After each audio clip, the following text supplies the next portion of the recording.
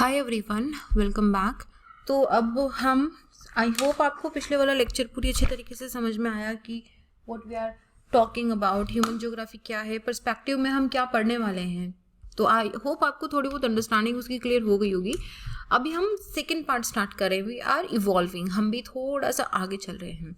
तो once we are done with the understanding की होती क्या है, हम क्या बात करने वाले हैं इसमें, now we are moving towards the different development which has happen into different era, या फिर हम रीजनल डेवलपमेंट की भी बात करेंगे। तो जैसे अगर हम एंशिएंट पीरियड की बात करें तो एंशिएंट पीरियड में हमारा ग्रीक में क्या डेवलपमेंट हुआ था, अरब में, हम मिडिवल में चले जाते हैं, ग्रीक एंड रोमन एरिया के अंदर क्या डेवलपमेंट हुआ था, क्या ज्योग्राफिकल थॉट्स धीरे धीरे डेवलप हुई थी। बट अंडरस्टैंड दिस रीजन, ये जो हम बात कर रहे हैं ना, this what we are talking about of the 500 years ago. Sorry, गलत बोल दिया मैंने, बहुत गलत बोल दिया मैंने, not 500 years ago, we are talking about the 500 BC to 200 BC के बीच की बात कर रहे हैं हम यहाँ पे, ठीक है। सो दिस इज लाइक अभी बहुत पहले की बात है। अभी हमको ये भी नहीं पता कि जो अर्थ है वो सूर्य के चारों ओर चक्कर लगाती है। Earth is not the centre of the universe, अभी हमको ये भी नहीं पता। Now this is not working, just give me a second. Right, okay.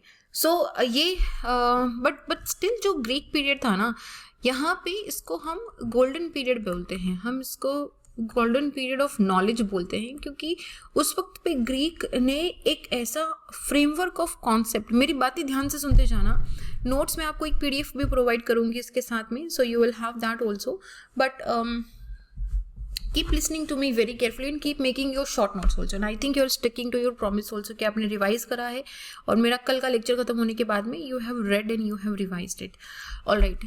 तो हाँ, तो इसकी जो रूट्स है ना ज्योग्राफी की, वो हम यहाँ पे ग्रीक स्कॉलर्स के अंदर ही मानते हैं। 500 BC टू 200 BC का ऐसा टाइम था जब यहाँ पे जो सिविलाइजेशन थी वो बहुत फ्लोरिश हो रही थी, not just in the area of technological development, but Greece के आसपास के सेंटर्स में साइंटिफिक डेवलपमेंट भी अच्छा खासा हो रहा था। तो ग्रीक वो एक गोल्डन पीरियड था जहाँ पे एक ऐसा बेसिक फ्रेमवर्क प्रोवाइड करा गया था, एक ऐसा बेसिक कॉन्सेप्ट प्रोवाइड करा गया था जिसके ऊपर बाद में जितने भी वेस्टर्न थिंकर्स थे, इन सब ने अपना धीरे धीरे डेवलपमेंट करा था, इन सब ने अपने अपने models and concepts and different paradigms देना स्टार्ट करा था। बट इन सब का कॉन्ट्रीब्यूशन, इन सब का जो रूट है वो पूरा का पूरा ग्रीक के अंदर ही जाता है। तो ये जो रूट है इनका, या फिर आई वुड से कि जो ग्रीक स्कॉलर्स हैं, एंशिएंट ग्रीक स्कॉलर्स हैं, इन्होंने कैसे स्टडी करी थी, क्या था। तो उस वक्त पे इतने लैब एंड इंस्ट्रूमेंट्स वगैरह नहीं होते थे, इतने सैटेलाइट्स वगैरह नहीं होते थे कि we can go and explore any area. तब हमारे पास क्या था, तब या तो हम ऑब्जर्वेशन कर सकते हैं, या फिर हम मेजरमेंट कर सकते हैं, या फिर एक जनरलाइजेशन का कॉन्सेप्ट होता था। तो यहाँ पे ऑब्जर्वेशन, मेजरमेंट या जनरलाइजेशन जो था, इसको ही स्टडी करके, इसको ही बेस बना के स्टडी करी गई थी। तो ग्रीक और ये भी नहीं है कि ये सारा जो डेवलपमेंट हुआ है वो ग्रीक्स के थ्रू ही डेवलप हुआ है क्या। यहाँ पे ग्रीक्स के अलावा भी, ग्रीक से पहले इजिप्ट वाला जो एरिया है, मेसोपोटामिया वाला जो सुमेरियन एरिया है, वहाँ से ग्रीक्स ने अपने कुछ प्रिंसिपल्स वहाँ से भी लिए थे। जैसे कि एल्जेब्रा का प्रिंसिपल है, वहाँ से लिया गया था। जैसे कि जो पूरा साल है वो 360 डेज के अंदर डिवाइडेड होता है, ये हमने सुमेरियंस से लिया था। फिर हमने फिर एक साल को 12 महीने और एक महीने को हमने 30 दिन में डिवाइड करा था। तो ये ऐसा भी नहीं है कि ग्रीक का खुद का सारा इंडिविजुअल डेवलपमेंट था, बट हाँ, उनका कंट्रीब्यूशन काफ़ी बड़ा था। और उनकी जो नॉलेज है, एरिस्टोटल की, प्लूटो की, हेरोडोटस की, इन सब की नॉलेज जनरली आई थी एक्सप्लोरेशन से। ये एक्सप्लोरेशन पे जाते थे। Understand this one concept. एक चीज़ आई थिंक आपके कभी दिमाग में आई हो, या आपने कहीं पढ़ी हो, या नहीं भी आई हो, तो आपने कभी सोचा है कि क्यों ये जो डेवलपमेंट हुआ है, ये यहाँ पे ग्रीक एरिया, साइंटिफिक रेनेसा जो हुआ था, why it happened into these particular areas, Greek, Italy वाला एरिया, रोमन एरिया, वहाँ पे क्यों हुआ, वहीं पे इस नॉलेज की स्टार्ट क्यों हुई थी। क्या इंडिया में नहीं था? ऐसा नहीं है कि इंडिया में नहीं था, इंडिया में था, बट द पॉइंट इज कि जो अब जैसे हम बोलते हैं ना कि अभी आप देखो कि आपको मिलता होगा कि जीरो किसने दिया, एल्जेब्रा किसने दिया। हमारे यहाँ पे एस्ट्रोनॉमी का बहुत अच्छा सॉलिड नॉलेज था, सो डेफिनेटली था, but why don't we read about our Indian scholars? क्योंकि उन्होंने जो बुक्स लिखी, या तो वो सही लैंग्वेज में ट्रांसलेट नहीं करी गई थी या फिर उस नॉलेज को बाहर नहीं ले जाया गया था, so that people didn't get to know इनका जो नॉलेज है, since they were at such a location, इनका स्पेशल स्ट्रैटेजिक लोकेशन पे ये रहते थे कि वहाँ से इनका मतलब कम्यूट था, they were exploring a lot of different areas, और डिफरेंट एरियाज़ को एक्सप्लोर करने के साथ में अपने नॉलेज को वहाँ से नॉलेज लेते भी थे और अपने नॉलेज को वहाँ पे ये कंट्रीब्यूट भी करते थे। तो एक्सप्लोरेशन एंड नेविगेशन जो था, this was one of their major features also, इसीलिए हम बोलते हैं कि ग्रीक का मेजर कंट्रीब्यूशन है। एनीहू, सो हाँ, इनका जो कंट्रीब्यूशन है ना, इसको हम वन बाय वन देखेंगे। एरिस्टोटल ने, प्लूटो ने, स्ट्रैबो ने, ये जो टॉलमे थे, ये तो एक्चुअली रोमन के अंदर आते हैं। थेल्स, होमर, इन सब ने क्या बोला था। बट हम स्टार्ट करते हैं होमर से। होमर जो है, इनको देखो, अभी ये जो नाम आएंगे ना, इनको आपको याद रह जाएगा, आप 3-4 बार पढ़ोगे याद रह जाएगा। और ऐसा भी नहीं है कि आपको बिल्कुल एग्जैक्टली ऐसा ही लिख के आना है क्या, but you should have a general idea. तो again I am telling you, मेरी बात को ध्यान से सुनते जाना। I will be giving you a PDF also, उस PDF को एक बार रिवाइज कर लेना। You will not have to study any other book for this purpose, आपको कुछ और पढ़ने की ज़रूरत नहीं है। Trust me in this, I will not be saying you just for the sake of saying, trust me on this. इसमें अधिकारी, इसमें आर्य दीक्षित, इसमें सारा नॉलेज मैंने ऑलरेडी आपको दे के रखा होगा, उसको पढ़ लेना। Okay, so coming to this thing, Homer जो है, ये इनको हम मतलब फादर ऑफ ज्योग्राफी बोलते हैं। बट उससे पहले एक चीज़ समझो कि जो इनका जो मेथड ऑफ स्टडी था, कि ग्रीक्स ने किस तरीके से मेथड ऑफ स्टडी करा, तो इनका जनरली 2 ट्रेडिशंस पाए जाते हैं। एक इनका पहला ट्रेडिशन था कि हम मैथमेटिकल ट्रेडिशन है, कि मैथमेटिकल फॉर्मूलेज होंगे कि अर्थ स्फीयर है तो फिर उसका पूरा फॉर्मूला निकाला, हमारे डिफरेंट टेंजेंट्स के अंदर इसको डिवाइड करा गया था। और दूसरा मेथड था हमारा लिटरेरी ट्रेडिशन, ठीक है, कि किताबों से, ऑब्जर्वेशन से, एक जनरलाइजेशन रूल से हमारी जो स्टडी है, जो ग्रीक स्कॉलर्स ने स्टडी है, वो करी थी। तो सबसे पहला जो नाम आता है ग्रीक एंशिएंट स्कॉलर्स का, वो नाम आता है होमर का। होमर को फादर ऑफ जियोग्राफी के नाम से जाना जाता है। इनका 2 बहुत फेमस वर्क था, Odyssey and Iliad. Odyssey and Iliad में इन्होंने अपने जो कॉन्सेप्ट्स थे वो दिए थे। जैसे इन्होंने डिस्क्राइब करा था, अभी मेरी बात सुनो, अभी आ जाओ एक बार होमर पे। होमर ने बहुत सारी चीज़ें दी थी। होमर ने बताया था, इन्होंने बोला था कि 4 विंड आ रही है, 4 डायरेक्शन से विंड आ रही है। इसको इन्होंने बोला था ईस्ट, वेस्ट, नॉर्थ, साउथ, मतलब आप समझ गए कि वहाँ से आ रही है। तो जो नॉर्थ से आ रही है इसको इन्होंने बोरियस बोला था, जो ईस्ट से आ रही है इसको इन्होंने ईरियस बोला था, जो साउथ से आ रही है इसको इन्होंने नोटस बोला था, और जो वेस्ट से आ रही है इसको इन्होंने ज़ेपेरस बोला था। RUS, ठीक है, RUS, ज़ेपेरस बोला था।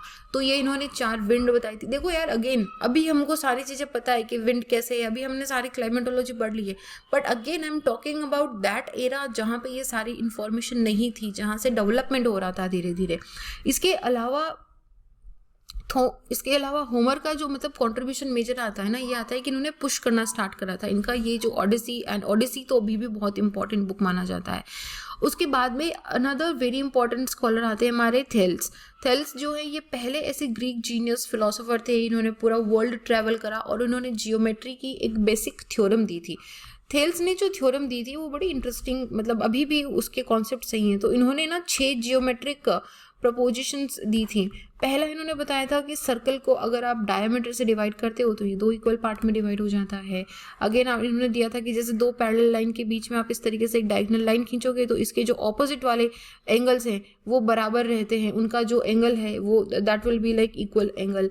जो सेमी सर्किल के अंदर एंगल है वो राइट एंगल होता है। इस तरीके से इन्होंने काफ़ी सारे कुछ प्रपोजिशंस दिए थे कि अगर हमारा 2 आइसोस्केल, जिसमें मतलब दोनों ये आर्म्स इसके बराबर हैं, तो ये जो एंगल होता है ये बराबर एंगल होता है। तो इस तरीके से इन्होंने जियोमेट्री का दिया था, इसीलिए इनको हम लोग बेसिक थ्योरम ऑफ जियोमेट्री इन्होंने बहुत अच्छी तरीके से दी थी। इसके अलावा इन्होंने थेल्स जो थे, इन्होंने ये भी बताया था कि जो अर्थ है वो एक डिस्क की तरह है, मतलब पूरे जो कॉन्टिनेंट्स हैं एक डिस्क की तरह एक बड़े वाटर पे फ्लोट कर रहा है। तो ही was also the first one. Thales पहले ऐसे इंसान थे जिन्होंने इन चीज़ों को भी मेजर करना स्टार्ट करा था, अर्थ का मेजरमेंट इन्होंने स्टार्ट करा था कि डिफरेंट लोकेशंस जो on the face of the अर्थ है वो एक दूसरे से कितनी दूर है। तो जब आप मेजरमेंट करते हो तब आप किसकी बात करते हो, हम उसकी बात करते हैं मैथमेटिकल की। तो इन्होंने मैथमेटिकल ट्रेडिशन पे काफ़ी एम्फेसिस करा था, ठीक है। ये उसके तो बिल्कुल भी फेवर में नहीं थे कि आप ट्रेडिशनल एंड साइंटिफिक एक्सप्लोरेशन करते जाओ, कुछ भी आपने ब्लाब ब्लाब ब्लाब कर दिया और वो आपने एक theorem they the. So he was always कि एक साइंटिफिक मेजरमेंट होना चाहिए। उसके बाद में हमारे एक और स्कॉलर थे ग्रीक के, उनका नाम था एनाजाइमेंडर्स, ठीक है। This looks much like Alexander but it was Anaximanders. तो ये जो एनाजाइमेंडर्स थे, इन्होंने बेबलिन इंस्ट्रूमेंट होता है एक, इसको हम जेनोम बोलते हैं। आपने कभी जंतर मंतर देखा है? जंतर मंतर के अंदर एक इस तरह का डिस्क शेप होता है, उस डिस्क शेप के अंदर यहाँ पे एक इस तरीके से आप मान लो कि एक टावर वाला, जैसे जिसको हम बोलते हैं ना कि एक लोहे की रोड टाइप होता है, और यहाँ पे डिफरेंट कैलकुलेशंस होती हैं।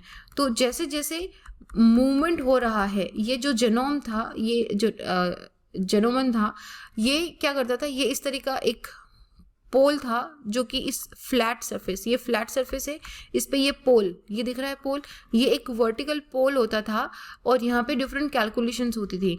तो जैसे जैसे सन का या अदर सेलेस्टियल बॉडी का मूवमेंट हो रहा है और इस पोल का शेडो कहाँ पे गिर रहा है, इस वर्टिकल पोल का शेडो कहाँ पे गिर रहा है, उसके बेसिस पे ये बताया जाता था कि उनकी लोकेशन क्या है, कितना टाइम हुआ है एंड ऑल, ये सारी चीज़ें बताई जाती थी। तो थेल्स और अलेक्जेंडर जो थे, इन्होंने मैथमेटिकल ट्रेडिशन को स्टार्ट करा था। थेल्स और अलेक्जेंडर से ही मैथ्स हमारी निकल के आना धीरे धीरे शुरू हुई थी, इन्होंने बात करना शुरू करा था, ठीक है। तो ये तो हमारे 2-3 इंपॉर्टेंट हो गए। उसके बाद हमारा हिकातियस आता है। हिकातियस जो है ये फिर से बड़े ग्रेट थे। इन्होंने अभी देखो, जो थेल्स और एनाक्सिमेंडर्स थे, इन्होंने मैथ्स पे एम्फेसिस करा था। हिकातियस जो आया था, ये फिर से लिटरेरी ट्रेडिशन को लेके आ गया था। यहाँ से फिर से इन्होंने लिटरेरी की बात कर दी थी कि नई किताबों में जो लिखा है वो सही, इन्होंने मैथमेटिकल ट्रेडिशन पे ज़्यादा फोकस नहीं करा था।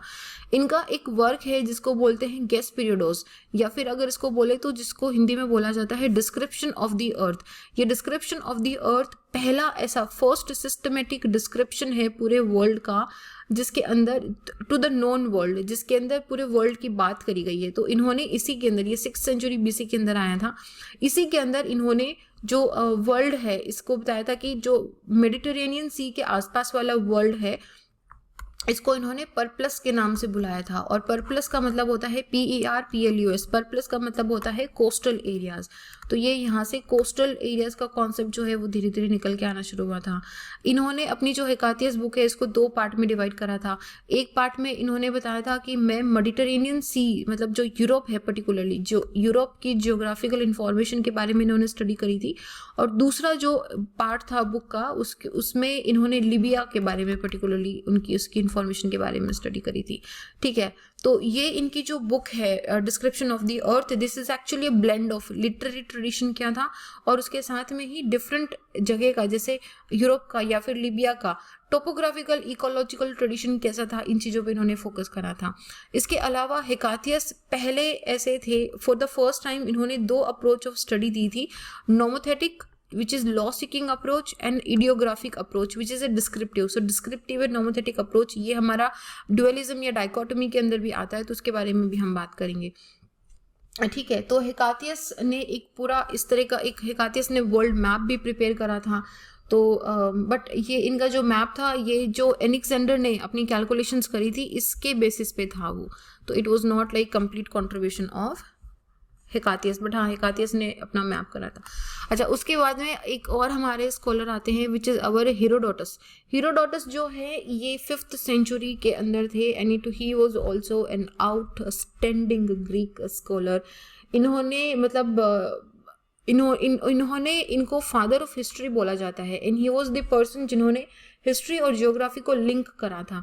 इन्होंने बहुत खूबसूरती से एक आइडिया दिया था कि history must be treated geographically and all geography must be treated historically. जो हम क्रोनोलॉजी की बात करते हैं, हिस्ट्री को जियोग्राफी से, जियोग्राफी को लिंक इन्होंने इससे करा था। इसलिए क्योंकि इनको कल्चरल पोर्ट्रेट्स भी बताए थे इन्होंने, ग्रीक पीपल के पर्टिकुलर उनके कैसे ट्रैक्ट्स होंगे, किस तरीके से मतलब कल्चरल ट्रेट्स क्या होते हैं, इन सबको बताया था। तो इनको फादर ऑफ इनको फादर ऑफ एथनोग्राफी भी बोला जाता है, ठीक है, फादर ऑफ एथनोग्राफी भी इनको बोला जाता है। बट इनका जो जनरली वर्क था हेरोडोटस का, ये मोस्टली बहुत ट्रैवल करते थे, तो इनका ट्रैवल से जो इन्होंने ऑब्जर्वेशन करी थी उसको ये बात करते थे। तो हेरोडोटस ने ये भी बोला था कि इन्होंने ना बताया था कि जो इजिप्ट है, Egypt is a gift of Nile river. Nile river की वजह से इतना सिल्ट आई है, मड आया है, सॉइल फर्टाइल सॉइल हुई है, तो उसकी वजह से जो डेल्टा बना है उसकी वजह से जो डेवलपमेंट हुआ है उसी की वजह से इजिप्ट यहाँ पे बसा हुआ है और इसी की वजह से सिविलाइजेशन यहाँ पे हुई है, ठीक है। और फिर इन्होंने क्या करा, जब नाइल रिवर पे गए वहाँ पे इन्होंने ऑब्जर्वेशंस देखी, तो इन्होंने सेडिमेंटेशन का कितना डेप्थ है उस डेप्थ को देख के इन्होंने स्टडी करना, इन्होंने बोला कि मैं सेडिमेंटेशन की डेप्थ को निकाल के अर्थ की एज को एक्सप्लोर करेंगे। तो इन्होंने बोला, मतलब इन्होंने पूरा अपना स्टडी करा और उन्होंने बोला कि जो 1 फुट ऑफ सेडिमेंटेशन है इसको बनने में 880 ईयर्स लगते हैं, विच मीन्स अगर हम 158 किलोमीटर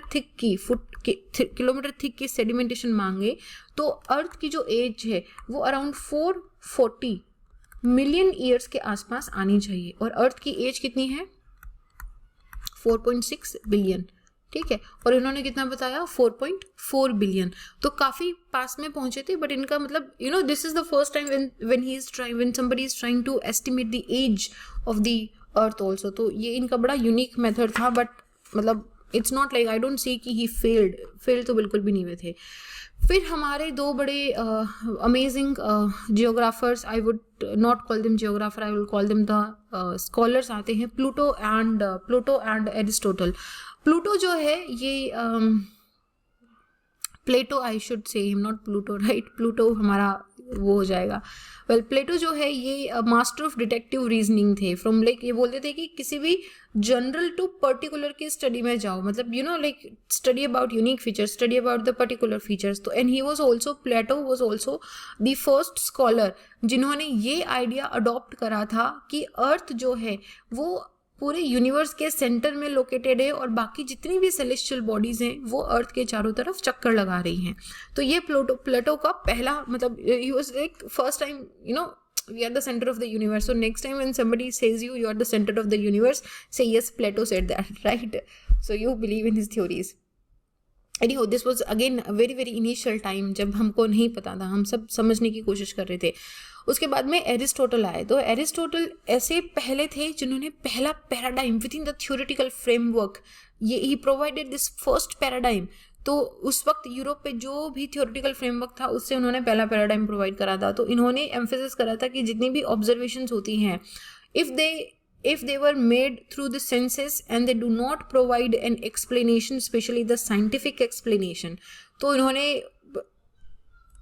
सिंपल सी बात बोल दी थी कि अगर आपने सेंसेस के थ्रू बनाया है, मतलब आपको लगा ऐसा, गट फीलिंग हुई, लेकिन अगर वो कोई एक्सप्लेनेशन प्रोवाइड नहीं कर रही है, स्पेशली द साइंटिफिक एक्सप्लेनेशन उसकी प्रोवाइड नहीं कर रही है, तो वो बात सही नहीं है।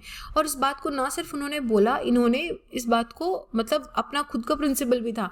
तो उन्होंने साइंटिफिक एक्सप्लोरेशन के काफ़ी प्रिंसिपल्स खुद से फॉर्मुलेट करे थे, which became a guiding force for a lot of scholars in the future centuries.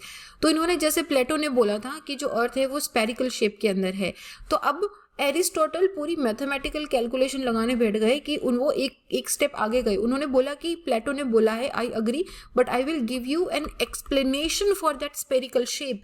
तो इन्होंने पूरा कैलकुलेशन करा था, मतलब there is this complete calculation through him.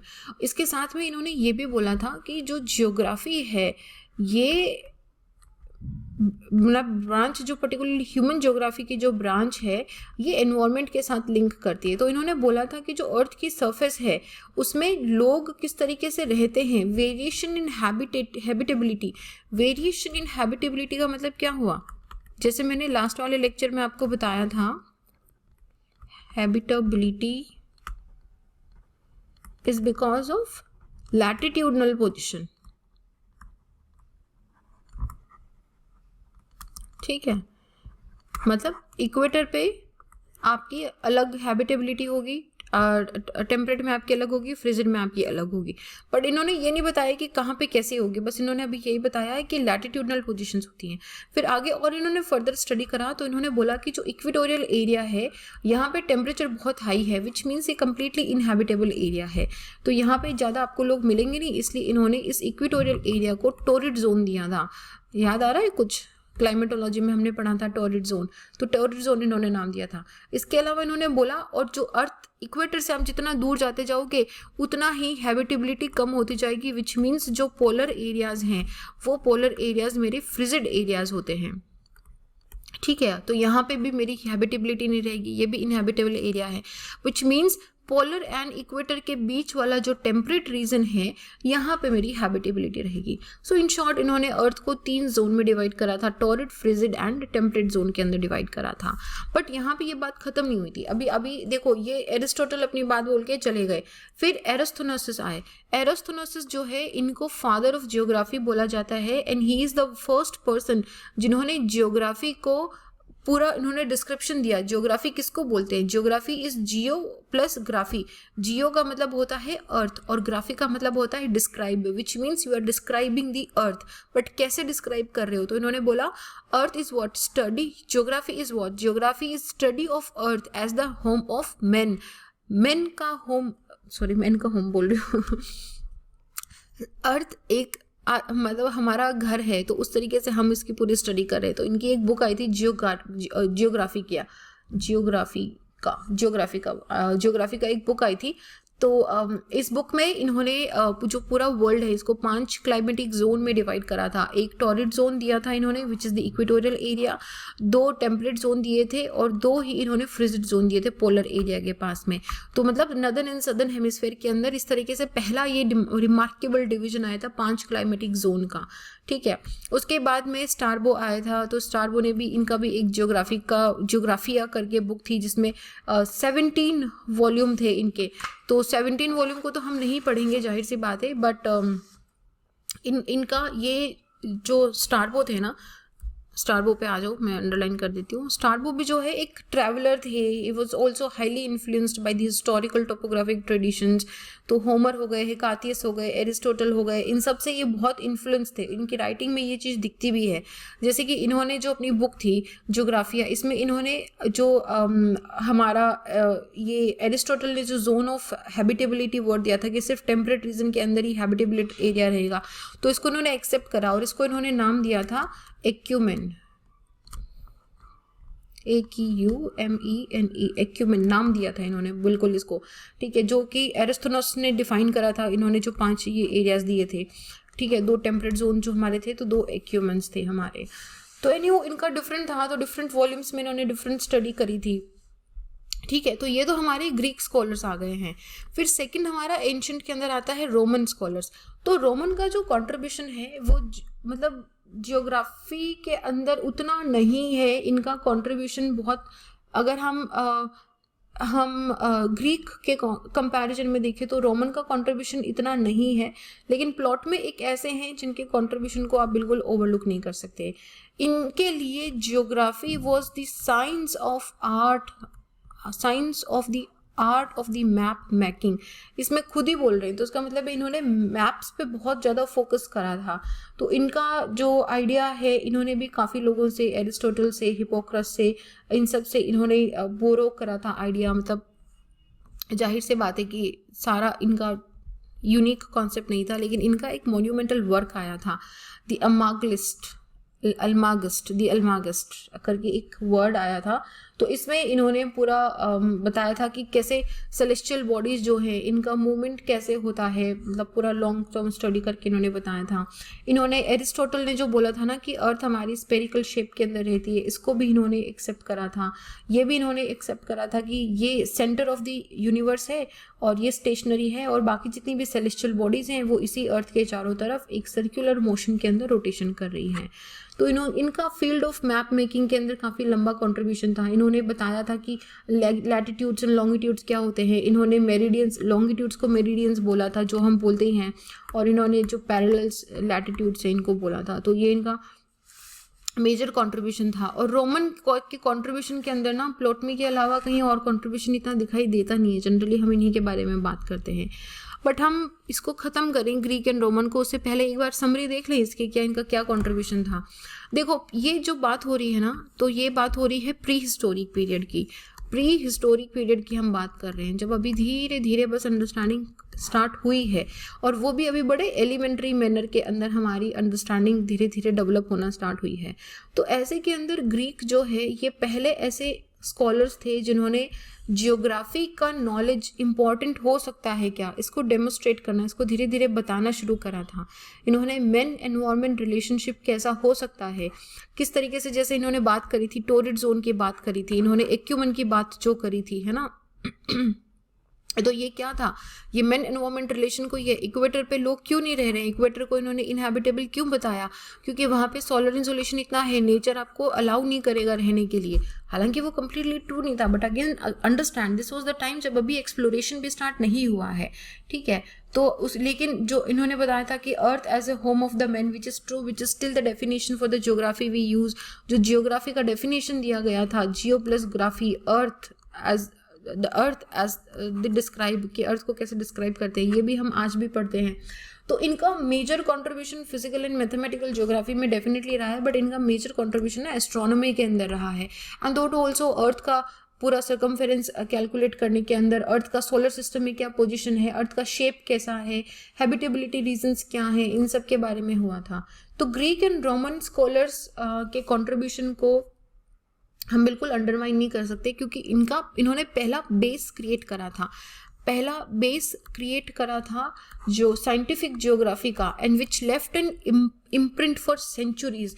ये जब खत्म हो गया था ना, कि जैसे प्टोलेमी का डेथ हो गया था, उसके बाद में एक बार एक वैक्यूम सा क्रिएट हो गया था, उसके बाद सेंचुरीज लगी वापस इस पूरे नॉलेज को रिवाइव करने में। अभी क्या हो रहा था, ये ना वन बाय वन चल रहा था, सब अपने थॉट्स दे रहे थे, everybody was helping and contributing.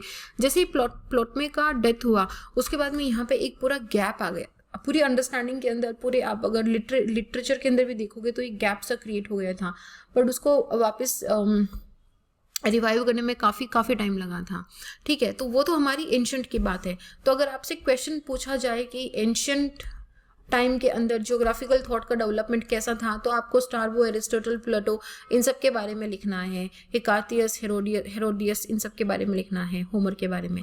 अगर आपसे मिडिवियल पीरियड में पूछा जाए तो यहाँ पे अरब जियोग्राफर का जो कंट्रीब्यूशन है, ये काफ़ी बेहतरीन कंट्रीब्यूशन रहता है यहाँ पे। इनका जो कंट्रीब्यूशन था ना, it was not like the western counterpart of theirs. इनके कॉन्सेप्ट्स बहुत यूनिवर्सल कॉन्सेप्ट्स में आए थे। जैसे मैं आपको बताऊंगी अभी, इनकी ना wider that knowledge was much bridal and enriched. उस वक्त के क्रिश्चियन स्कॉलर्स के नॉलेज से काफ़ी वाइडर था उनका। और इनका जो इंटरेस्ट था ना जियोग्राफी में, वो भी आया था, ये बहुत ट्रैवल करते थे। 7th to 14th सेंचुरी के आसपास वाला टाइम मैं आपको बताऊंगी। 7th to 14th सेंचुरी के आसपास वाले टाइम के अंदर इनका मच ब्रॉडन्ड व्यू था, because they travelled across the world, like चाहे वो इकोनॉमिक रीजन से हो, चाहे वो रिलीजियस रीजन से हो, बट बहुत ट्रैवल करते थे। And again I am really sorry, कुछ आपको थोड़े टाइम के लिए नॉइज आ सकता है। Again this is a very unavoidable thing for me, so please tolerate with this for just few minutes, ठीक है। तो ओके, हाँ, coming back to our topic. तो इनका जो मुस्लिम स्कॉलर्स थे, इनका फील्ड ऑफ ज्योग्राफी में कंट्रीब्यूशन बहुत चीज़ों में था। जैसे मैथ्स में इन्होंने कंट्रीब्यूशन करा था, इन्होंने फिजिकल ज्योग्राफी के अंदर कंट्रीब्यूशन करा था, इन्होंने रीजनल ज्योग्राफी के अंदर कंट्रीब्यूशन करा था। और इनका जो नॉलेज है वो आया कहाँ से, जैसे हमने पहले भी पढ़ा था कि ग्रीक का जो नॉलेज है वो कहाँ से आया था, from where they gather their information. So एक तो जो ग्रीक्स का इन्फॉर्मेशन था, देखो बीच में गैप आ गया था। जैसे ही प्टोलेमी का डेथ हुआ था, उसके बाद में यहाँ पे एक गैप, एक वैक्यूम क्रिएट हो गया था।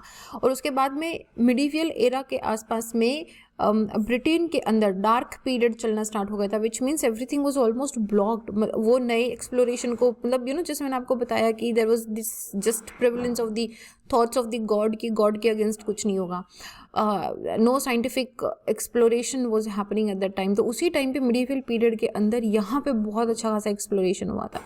इसके काफ़ी रीजंस भी है कि उस वक्त पे बगदाद जो है, ये पूरा एक बोलते हैं ना कि जो सेंटर ऑफ नॉलेज है वो बन गया था बगदाद यहाँ पे for more than a century. और यहाँ पे इन्होंने बहुत वाइड फील्ड में, चाहे क्लाइमेटोलॉजी हो, जियोमॉर्फोलॉजी हो, कार्टोग्राफी हो, डिफरेंट चीज़ों के अंदर इन्होंने नॉलेज करी। तो एक तो इनकी ग्रीक से नॉलेज आई थी, और दूसरा ये जो ट्रैवल करते थे, और ये जो ओरिएंटल, जिसको हम ओरिएंटल सिविलाइजेशंस बोलते हैं कि आसपास की सिविलाइजेशन हो गई, जैसे ईरानियन सिविलाइजेशन हो गई, जैसे इंडियन सिविलाइजेशन हो गई, जैसे चाइनीज़ सिविलाइजेशन हो गई है, इन सब से ये अपना नॉलेज गेन करते थे। और दूसरा था कि ये खुद जो ट्रैवल करते थे या बाकी लोग जो ट्रैवल करते थे उनसे इन्फॉर्मेशन को गैदर करके इन्होंने बुक लिखा, उन सारी इन्फॉर्मेशन को कंपाइल करा था इन्होंने, ठीक है। तो ये थोड़ा सा हिस्टोरिक बैकग्राउंड है यहाँ पे। They are remembered for remarkable concepts and paradigm and theories, जो अभी भी at the present moment also they are considered as very very important things.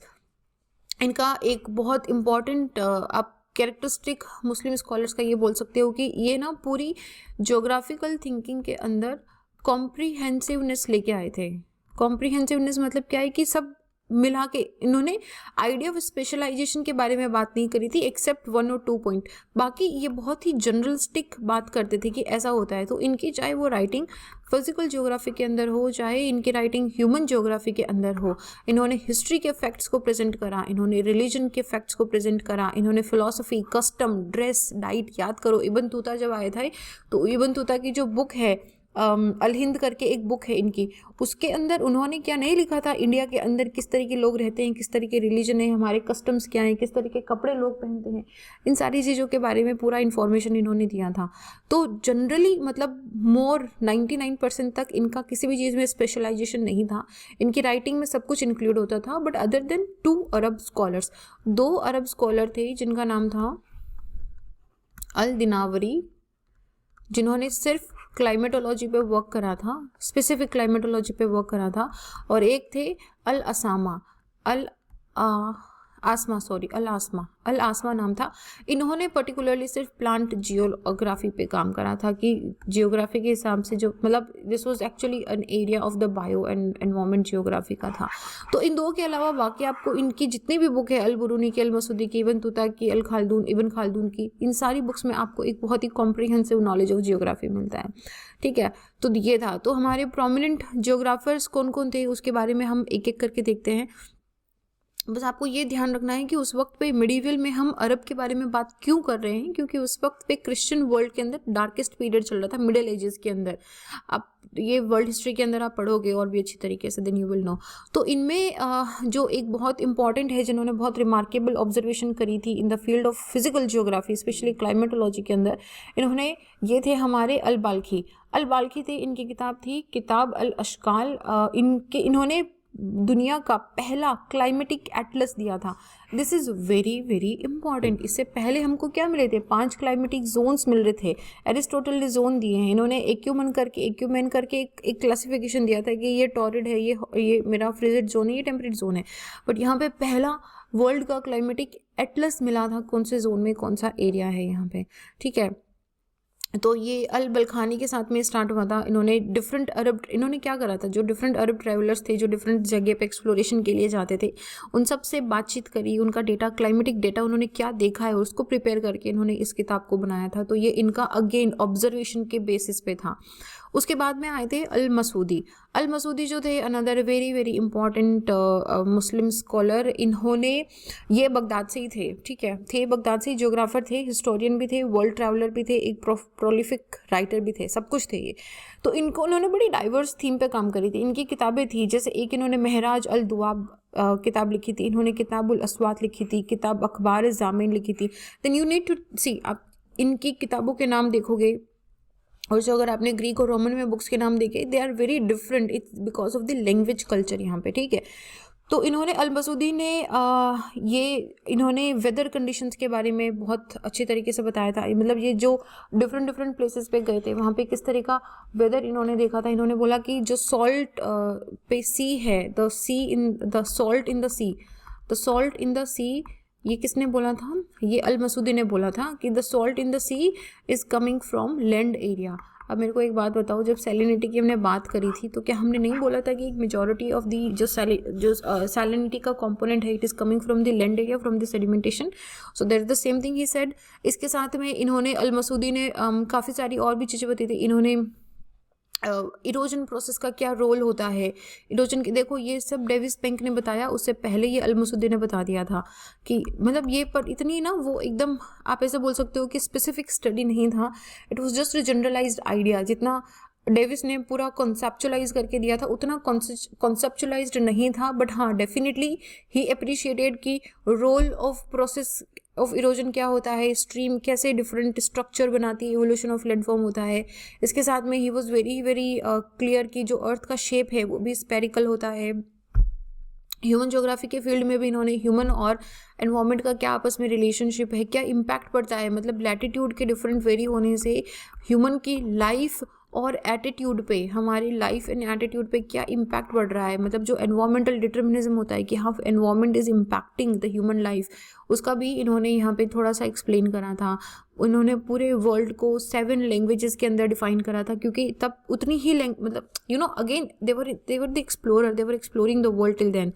ठीक है, तो ये हमारा अल-मसूदी का था।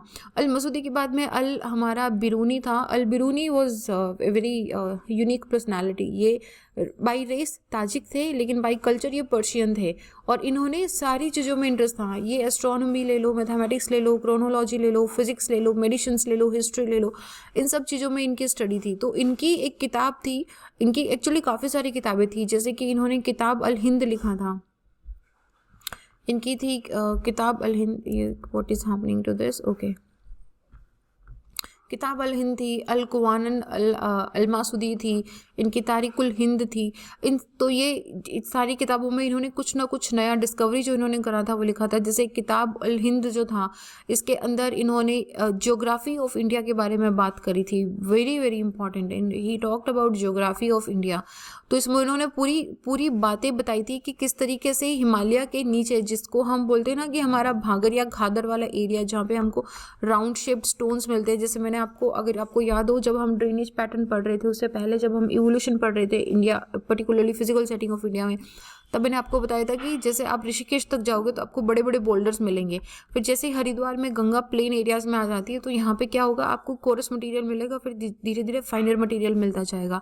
सो इन्होंने इस चीज़ को डिस्क्राइब करा था कि ये process of shaping of landform कैसे होता है, नॉर्मल कंडीशंस में कैसे शेप हो रहा है, एलुवियल डिपॉजिट्स है वो हिमालय के सदर्न एरियाज में कैसे आए, उसमें ये राउंडेड बोल्डर्स कहाँ से आए हैं, ये सारी चीज़ें इन्होंने बताई थी। इसके साथ में इन्होंने पेनिनसुलर इंडिया के अंदर क्या रेनफॉल का डिस्ट्रीब्यूशन है, एंड साथ में इन्होंने ये भी बताया था कि ये पेनिनसुलर इंडिया के अंदर वेस्टर्न घाट एंड ईस्टर्न घाट की वजह से रेनफॉल कैसे डिफ्रेंशिएट हो रहा है। Can you remember this thing? हमने जब रेनफॉल डिस्ट्रीब्यूशन की बात करी थी तो मैंने आपको बताया था कि वेस्टर्न घाट की वजह से क्या हो रहा है, यहाँ पे ये ब्लॉक कर देता है, ओरोग्राफिक रेनफॉल है, ये रेन शेडो एरिया के अंदर आ जाता है rest of the country, and same goes for the eastern Ghat. But eastern Ghat क्योंकि ये बाइफोकेट, ये ईस्टर्न घाट बीच में से टूटा हुआ है, काफ़ी इरोडेड है, तो वहाँ से हमारी जो मॉनसूनल विंड है वो आराम से निकल जाती है। ठीक है, तो ये चीज़ भी इन्होंने बताई थी। इन्होंने इस चीज़ पे भी फोकस करा था। किसने फोकस करा था? अल-बिरूनी ने। अभी तक हम अल-बिरूनी के बारे में ही बात कर रहे हैं, we are only talking about Al-Biruni. अच्छा, am I talking too fast? Maybe I am talking too fast, I try to be slow. तो इन्होंने इस बारे में भी बात करी थी कि इंडस रिवर कहाँ से निकल के आ रही है, फ्लड प्लेन एरियाज जो बेसिन में है वो कैसे बने हुए हैं। तो काफ़ी सारी चीज़ें इन्होंने हिंदुओं के लिए, मतलब जो किताब अल हिंद है ना, this was a particular book written in for the geography of India. तो इसमें इन्होंने ज्योग्राफी ऑफ इंडिया में हमारा क्या रिलीजन है, हमारा क्या कल्चर है, हम किस तरीके से ड्रेसअप होते हैं, इन सारी चीज़ों के बारे में इन्होंने बात करी थी। इन्होंने और भी बातें करी थी। इन्होंने एस्ट्रोनॉमिकल बातें भी करी थी कि जो अर्थ खुद है वो अपने रोटेशन, अपने एक्सिस पे रोटेट करती है। ये थ्योरी इन्होंने नहीं दिया था, इन्होंने बस अपनी किताब में इस चीज़ को डिस्कस करा था और अप्रूव करा था कि हाँ, ये I agree with this point. ठीक है, इसके साथ में इन्होंने डिफरेंट प्लेसेस हैं, उसमें लैटिट्यूड एंड लॉन्गिट्यूडनल क्या लोकेशंस हैं, वो पूरा इन्होंने लोकेशन, लैट एंड लॉन्गिट्यूड को इन्होंने कवर अप करा था। इनकी जो बुक थी अल-ताहिदी, इनकी एक बुक थी अल-ताहिदी, इसके अंदर इन्होंने सोलर एंड लूनर इक्लिप्स के बारे में बात करी थी कि कैसे वो आते हैं। उन्होंने सन और मून का शॉर्टेस्ट डिस्टेंस क्या है, विच मीन्स कि एपोजी, पेरीजी, एपीहीलियन, पेरीहीलियन, इन सब के बारे में बात करी थी। एंड इन्होंने ये भी बताया था कि जो टाइड ऑफ मून है, टाइड ऑफ मून की वजह से, मून के ग्रेविटेशनल फोर्स की वजह से टाइड्स कैसे आती हैं, इसके बारे में भी इन्होंने बात करी थी। तो इन्होंने काफ़ी सारी चीज़ें बताई थी। और एक इंटरेस्टिंग पॉइंट इन्होंने ये भी बताया था कि जो साउथ है, at the south the night at the south pole, at the south pole the night ceases to exist, ये चीज़ इन्होंने बताई थी। तो ये बड़ा इंटरेस्टिंग था। मतलब इन्होंने तभी बोल दिया था कि यार अंटार्कटिका वाला जो एरिया है वहाँ पे night ceases to exist, night नहीं होती है। एनीवेज इन्होंने इतना एक्सप्लेनेशन नहीं दिया था, बट ये ऑब्जर्वेशन थी उनके द्वारा, ठीक है। तो ये मतलब इसीलिए इनको बोला गया था कि बहुत ही कॉम्प्रिहेंसिव था। They did not give any mathematical explorations about that कि इस तरीके से पूरा हो रहा है। इनकी जनरली जो बुक है वो आपको थ्योरेटिकल एक्सप्लेनेशन के अंदर ही मिलेगी, ठीक है। तो ये तो हमारे थे अल बिरूनी। अल बिरूनी के बाद हमारे एक और बड़े इंटरेस्टिंग स्कॉलर हैं जिनका नाम है इब्न सीना। इब्न सीना ने जियोमॉर्फोलॉजी के कॉन्सेप्ट में बहुत अच्छा काम करा था। इन्होंने जियोमॉर्फोलॉजी में काफ़ी कॉन्सेप्ट दिए थे। जैसे उन्होंने बताया था कि जो लैंडस्केप इरोजन है, इसका आइडिया इन्होंने दिया था जब उन्होंने देखा कि किस तरीके से एक रिवर जो है वो पहाड़ से कट के आ रही है, धीरे धीरे ग्रेजुअली ये माउंटेन को धीरे धीरे इरोड कर रही है। और इन्होंने प्रेजेंस ऑफ फॉसिल रॉक भी पाए थे। इनको ये मतलब ये देखो, ये आइडिया माउंटेन बिल्डिंग का बहुत बाद में आया, but when he found fossils in the higher mountain, if you can recall, हमने जब माउंटेन बिल्डिंग थ्योरीज के बारे में पढ़ा था, तो हमने जब सेडिमेंटेशन या हमने जियोसिंक्लाइन के बारे में पढ़ा था, then one of the evidence which came in the support of the geosyncline, इसकी माउंटेन्स में हमको फॉसिल्स कैसे मिले, ये कहाँ से आया, सेडिमेंट्री रॉक वहाँ पे, then the formation of the geosyncline explain कि यहाँ से ये आया है। सो यू अंडरस्टैंड कि ये he gave it so earlier, he just examined. इन्होंने कोई थ्योरेटिकल एक्सप्लेनेशन नहीं दिया, इन्होंने कोई मैथमेटिकल एक्सप्लेनेशन नहीं दिया, इन्होंने कोई नया कॉन्सेप्ट नहीं दिया। These are the observations he made कि I am seeing a fossil in the higher mountains. तो this was another observation given by the Ibn Sina. इसके अलावा अल इद्रिसी थे। Al Idrisi was again a very very leading scholar of the 12th century. इनकी era एक book थी, book का नाम भी बड़ा इंटरेस्टिंग है, देखो, amusement for him who desire to travel around the world, ये इन्होंने बुक दी थी। तो इस बुक में इन्होंने वर्ल्ड का मैप दिया था, और इनका जो वर्ल्ड मैप था it is being considered as a very important contribution to the geography, क्योंकि इनका जो मैप था वो मतलब रफली रेक्टेंगुलर प्रोजेक्शन पे बेस्ड था, ठीक है। अभी भी हमारा जो मैप है वो रफली रेक्टेंगुलर प्रोजेक्शन पे ही होता है, तो इनका भी ये रेक्टेंगुलर प्रोजेक्शन पे था। इन्होंने जो सिसिली है जो हमारा इटली के अंदर है, इसमें इसकी बड़ी डिटेल्ड मतलब this is being considered as one of the most detailed description of the Sicily. इन्होंने इसकी क्या हिस्टोरिक इंपॉर्टेंस है, बड़ी इद्रिसी ना बड़े ट्रैवलर थे, बहुत घूमते थे, France, England, Morocco, Asia, Africa के कॉन्टिनेंट में घूमे। तो इन्होंने बहुत सारी ऑब्जर्वेशंस करी। उन ऑब्जर्वेशंस में से कुछ ये भी थी कि जो रिवर्स हैं कहाँ से ऑरिजिनेट हो रही हैं। इन्होंने बताया कि जहाँ जहाँ पे रिवर्स हैं वहाँ पे हाई माउंटेन्स भी हैं, मतलब the origin of river is from the high mountain area. But ये इनका एक ये भी था कि जो क्लासिफिकेशन दिया गया था, ग्रीक ने क्लासिफिकेशन दिया था कि पूरे वर्ल्ड क्लाइमेट को हम 5 डिवीजन में डिवाइड कर रहे हैं, उसको इन्होंने अग्री नहीं करा था। ये सेड कि नहीं ये नहीं फाइन है, मैं आपको एक मोर sophisticated explanation of the climatic reason दूंगा। तो ये अल इद्रिसी थे हमारे। इनका बुक था amusement for him who desire to travel around the world. Isn't it already an amusement कि we get to travel around the world via the books also?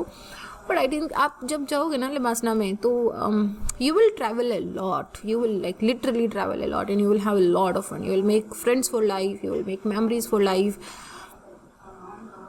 Labasna is actually a place where you can dream and you can achieve for that. It is that place. आपको जो feeling of proud, the feeling of satisfaction आता है वहाँ जाके, मैं वो it's not about the place, it's about आपने जितना हार्डवर्क करा है वो सारा हार्डवर्क वहाँ पे जाके फुलफिल हो रहा है। So it's just the not the proud but it's the pride of your achievement, your pride of your hard work. It's a very satisfactory feeling actually. So yeah, and हाँ, घुमाते तो बहुत हैं, बहुत ट्रैवलिंग कराते हैं आपको ना। कहीं इंडिया में मतलब almost you will cover almost all the states with this. आप बहुत घूमोगे, मतलब at a time you will B so tired कि अब मुझे नहीं घूमना है, प्लीज़ मुझे घर पे रहने दो, but then again you will have to go on trips which is a fun part. Okay, coming back to the topic. तो फिर हमारे हमारे नेक्स्ट थे इब्न खालदून। अच्छा, इब्न खालदून से पहले हमारे इब्न बतूता भी थे, how did I forget him. इससे पहले हमारे इब्न बतूता भी थे, जिसमें एक गाना भी है ना, इब्न बतूता था समथिंग करके। So he was also one of the greatest Muslim traveller of his time. 28 साल इस बंदे ने ट्रैवल कराया, 28 साल इन्होंने ट्रैवल कराया, लगभग 7,50,000 माइल्स का ट्रैवल इन्होंने कराया। और इनका प्राइमरी इंटरेस्ट था कि डिफरेंट रीजन्स में फ़िज़िकल कंडीशंस कैसी होती है, लोग वहाँ पे कैसे रहते हैं। इनकी बुक थी इब्न बतूता की बुक थी रिहाला, which is very important for your prelims also. इसमें इन्होंने सॉइल कैसा है, एग्रीकल्चर कैसा है, इकोनॉमी कैसा है, पॉलिटिकल हिस्ट्री, इन सब के बारे में बात करी थी। इवेंचुअली इब्न बतूता जो है हमारे मोहम्मद बिन तुगलक का काजी बन गए थे दिल्ली के अंदर काफ़ी सालों के लिए, तो इन्होंने इंडिया में अच्छी खासी स्टडी करी थी, तो हमारे इब्न बतूता थे। Then we have another very important historian जो हमारे इब्न खालदून हैं। इब्न खालदून की जो राइटिंग्स हैं वो जनरली ट्रैवल पे बेस्ड हैं, कि उन्होंने जहाँ जहाँ पे भी ट्रैवल करा, उनका एक इम्पॉर्टेंट बुक है विच इज़ नॉन इज़ मुकादिम जो है, इसमें इन्होंने कुछ बड़ी इंटरेस्टिंग चीज़ें बताई थी। एक तो जैसे अभी भी ये ट्रू है, अभी भी क्या, ये तो हमेशा ट्रू ही था, बट अगेन इनका ऑब्जर्वेशन था कि नदर्न हेमिस्फेयर के अंदर ज़्यादा पॉपुलेशन रहती है rather than the southern hemisphere में इतनी पॉपुलेशन नहीं रहती है। सेकंड, इन्होंने ये भी बताया था कि इक्वेटर के आसपास में because of high temperature population इतनी ज़्यादा नहीं रहती है, लेकिन जैसे जैसे आप इक्वेटर से दूर जाते हो, but that also up to 60 degrees only, यहाँ पे आपको पॉपुलेशन का कॉन्सेंट्रेशन ज़्यादा मिलता है। फिर इन्होंने ये भी बताया था कि और उसके बाद में 60 डिग्री से ऊपर जैसे ही आप जाते हो तो यहाँ पे आपको पॉपुलेशन बहुत कम, मतलब ऑलमोस्ट लिटिल और नो पॉपुलेशन के आसपास मिलती है। देन इब्न खालदून ऑल्सो एम्फेसाइज्ड, अच्छा मैंने इब्न बतूता बाद में रख दिया था, ओके फाइन। सो इब्न खालदून ने ये भी बताया था कि जो फर्टाइल सॉइल होती है ना, fertile soil is an attractive point for the settlement of civilizations. तो जो जितनी भी सिविलाइजेशंस हमारी, जितने भी सेटलमेंट्स हमारे ओरिजिन हुए हैं, वो या तो किसी रिवर बॉडी के पास में, वाटर बॉडी के पास में, और उसके आसपास में जो फर्टाइल एरिया होता है वहाँ पे ये सेटल होते हैं। बट देन अगेन ये धीरे धीरे स्मॉल सेटलमेंट से स्टार्ट होता है, उसके बाद में ये कम्युनिटी ग्रो होती हुई पूरी विलेज एंड पूरा टाउन एंड अर्बन एरिया के अंदर कन्वर्ट हो जाता है। इन्होंने इब्न खालदून ने डेविस से पहले ही इन्होंने लाइफ साइकिल ऑफ स्टेट के बारे में बात करी थी, लाइफ साइकिल ऑफ स्टेट के बारे में बात करी थी। सॉरी, मैकेंडर से पहले, नॉट इवन डेविस से पहले, मैकेंडर से पहले इन्होंने लाइफ साइकिल ऑफ स्टेट के बारे में बात करी थी कि किस तरीके से डिफरेंट डायनेस्टीज़ हैं, they are rising and falling. आप कहीं पे भी देख लो ना, हमारे एंशिएंट एंड मिडिवल इंडिया के अंदर देख लो, aren't these dynasties are actually falling and rising. तो ये इन्होंने बताया था, लाइफ साइकिल ऑफ स्टेट बताया था, विच बिकेम, डार्विन ने भी तो बताया था, डार्विन ने भी तो यही बोला था ना कि एक ऑर्गेनिक स्टेट है, स्टेट का अपना खुद का एक पूरा साइकिल ऑफ डेवलपमेंट होता है। तो ये सारी चीज़ें इन्होंने बताई थी, ठीक है। तो ये हमारा इब्न बतूता था। तो अब हम इसको कंक्लूड करें, हम अरब स्कॉलर्स का क्या कंट्रीब्यूशन था, इसको कंक्लूड करें, उससे पहले हम एक बार ये देख लें कि कौन कौन से डिफरेंट ब्रांचेस के अंदर उनका किस तरह का कंट्रीब्यूशन था। जैसे मैथमेटिकल के अंदर देखो, मैथमेटिकल में देखो इनका ज़्यादा कंट्रीब्यूशन था नहीं, बट इनका जो भी कंट्रीब्यूशन था वो सारा का सारा आइडिया ग्रीक स्कॉलर से इन्फ्लुएंस होकर आया था। जैसे चाहे, और वो भी जनरली यही था कि शेप ऑफ अर्थ क्या है, साइज ऑफ अर्थ क्या है, अर्थ जो है ये सेंटर ऑफ यूनिवर्स का है और चारों तरफ 7 प्लेनेट हैं जो इसके चारों तरफ रिवॉल्व कर रहे हैं। लैटिट्यूड एंड लॉन्गिट्यूड्स के बारे में इन्होंने बात करी थी, तो मेजरली यही था। इसके ज़्यादा इन्होंने एस्ट्रोनॉमी के बारे में ज़्यादा बात करी नहीं थी, mathematical because they were more into the observations area. तो फिजिकल ज्योग्राफी के अंदर इनका काफ़ी अच्छा कॉन्ट्रीब्यूशन आता है। किस में आता है? फिजिकल ज्योग्राफी के अंदर। फिजिकल ज्योग्राफी के अंदर जैसे आप क्लाइमेटोलॉजी की बात करो, क्लाइमेटोलॉजी में जैसे सबसे पहले जिसको हमने पढ़ा था, अल बाल्खी जो थे, इन्होंने वर्ल्ड का फर्स्ट क्लाइमेटिक एटलस दिया था, है ना। तो ये थे, इन्होंने पूरे वर्ल्ड के क्लाइमेट को डिफरेंट पार्ट्स में डिवाइड करा था, 14 पार्ट्स में डिवाइड करा था। उसके बाद में हमारे जो अल मदक्सी थे, इन्होंने ये बोला था कि सदर्न हेमिस्फेयर जो है वो पूरा वाटर हेमिस्फेयर है, विच इज़ ट्रू। हम आज भी यही बोलते हैं, इतनी बार हमने रिपीटेशन में करा है कि सदर्न हेमिस्फेयर हमारा वाटर हेमिस्फेयर के अंदर है और मोस्ट ऑफ जो लैंड एरिया है that is in the northern hemisphere, और नदर्न हेमिस्फेयर में ज़्यादातर पॉपुलेशन हमारी रहती है। तो इस तरीके काफ़ी इन्होंने क्लाइमेटोलॉजी के अंदर थी। जियोमॉर्फोलॉजी के अंदर दिया था, जैसे अल बरूनी था, उन्होंने अपनी किताब अल हिंद में बताया था कि जो स्टोन्स है वो इस तरीके गोल गोल क्यों हो जाते हैं, अट्रैक्शन की वजह से, है ना। जैसे माउंटेन से गिरते हैं अट्रेशन पे, इसलिए वो राउंडेड शेप में हो जाते हैं। और जितना आप इस माउंटेन एरिया से या रिवर के ओरिजिन से दूर जाओगे उतना ही आपको जो एलुवियल सॉइल है वो फाइनर टेक्सचर की मिलती जाएगी। ये चीज़ बताई थी अल-बेरूनी ने। अल-बेरूनी के साथ ही में इब्न सीना थे। इब्न सीना ने ये ऑब्जर्व करा था कि जो एजेंट ऑफ डेंडुएशन विच मीन्स हमारे एजेंट ऑफ इरोजन जो है वो किस तरीके से, चाहे वो रिवर हो, ग्लेशियर हो, कोस्टल हो, एयर हो, विंड हो, मतलब ये सब किस तरीके से वर्क करती है, कैसे ये रॉक को इरोड कर रही है, माउंटेन को इरोड कर रही है। साथ में इन्होंने ये चीज़ भी बताई थी कि जो रॉक, कुछ डिफरेंट तरह की रॉक होती है जो इजी टू इरोड होती है, कुछ रॉक होती है जो हार्ड टू इरोड होती है, which means soft and hard rock के बारे में इन्होंने बात करी थी, है ना। तो ये था। फिर ओशनोग्राफी के अंदर भी थी। ओशनोग्राफी के अंदर जैसे इन्होंने बताया था कि जो टाइड्स हैं वो ग्रेविटेशनल पुल की वजह से बन रही हैं। तो ये, और उन्होंने ये बताया था कि सी के अंदर जो सॉल्ट आ रहा है वो सारा का सारा लैंड एरिया से आ रहा है। पूरे ओशन की सैलिनिटी है वो हर जगह पे एक जैसी नहीं है, ऐसी चीज़ों में बताया था। So that was in the physical geography इनका कंट्रीब्यूशन था। तो इनका कंट्रीब्यूशन जो है वो ह्यूमन ज्योग्राफी के अंदर भी था।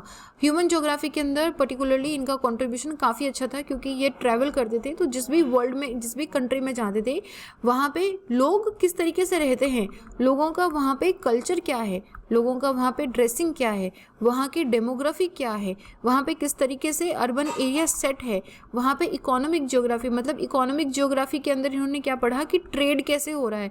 तो उन्होंने ये, मतलब ये बहुत, देखो again I am telling these are mostly observations. तो इन्होंने बड़ा मतलब सिंपल बताया कि प्रॉफिट होने के लिए आपको लो प्राइस पे सामान खरीदना होगा और हाई प्राइस पे सामान बेचना होगा। तो ये आपका जो बाइंग एंड सेलिंग प्राइस के बीच का डिफरेंस होगा उससे आपका प्रॉफिट हो जाएगा।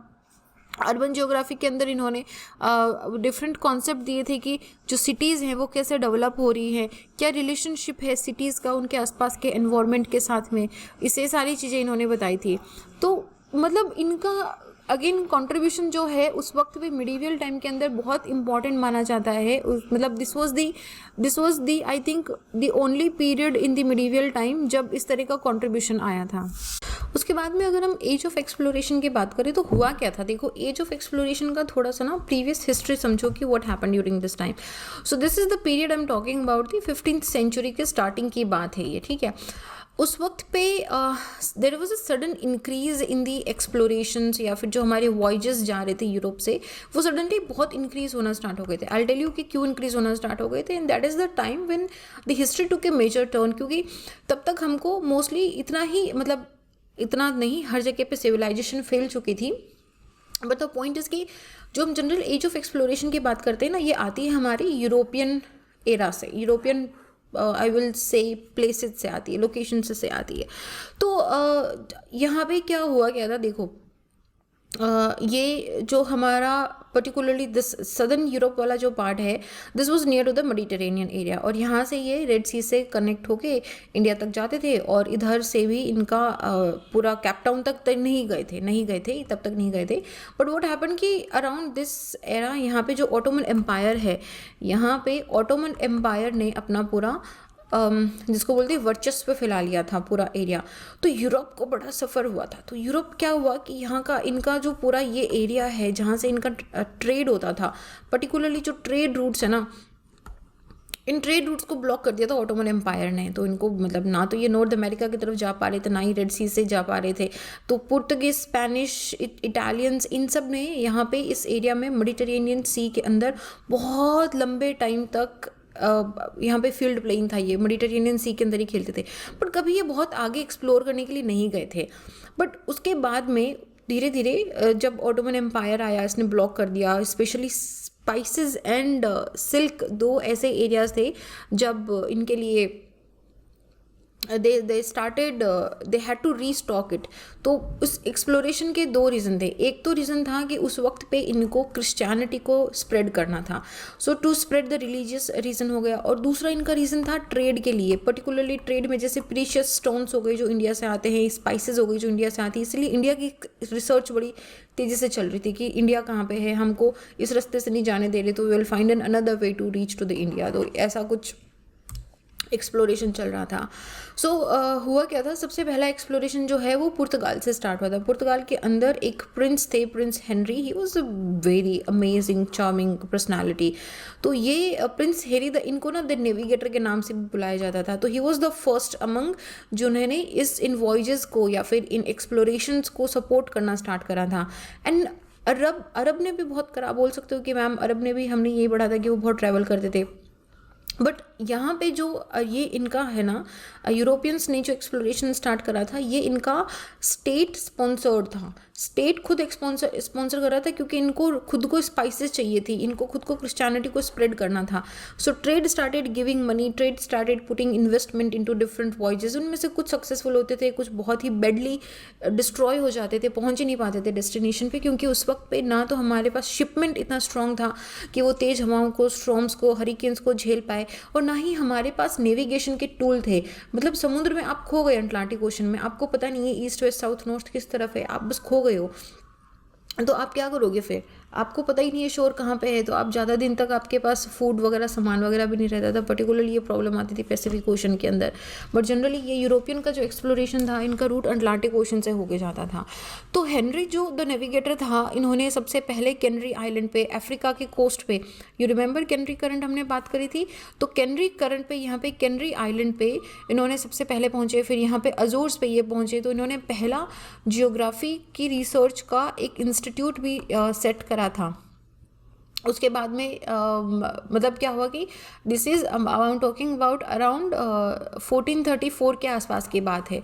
तो एक कैप्टन थे गिली एनस करके, हाँ, ये ना इक्वेटर को क्रॉस करा। This is actually see these are the myths I am talking about. इन्होंने जैसे ही इक्वेटर को क्रॉस करा, इन्होंने इक्वेटर को, पहले ये बड़ा डर था कि इक्वेटर पे यहाँ पे बहुत उबलता हुआ पानी है, जैसे हमने पहले जो ग्रीक्स ने बोला था कि यहाँ पे टेम्परेचर इतना ज़्यादा है कि हैबिटेबल नहीं है प्लेसेस, और यहाँ पे लोगों का कलर काला हो जाता है।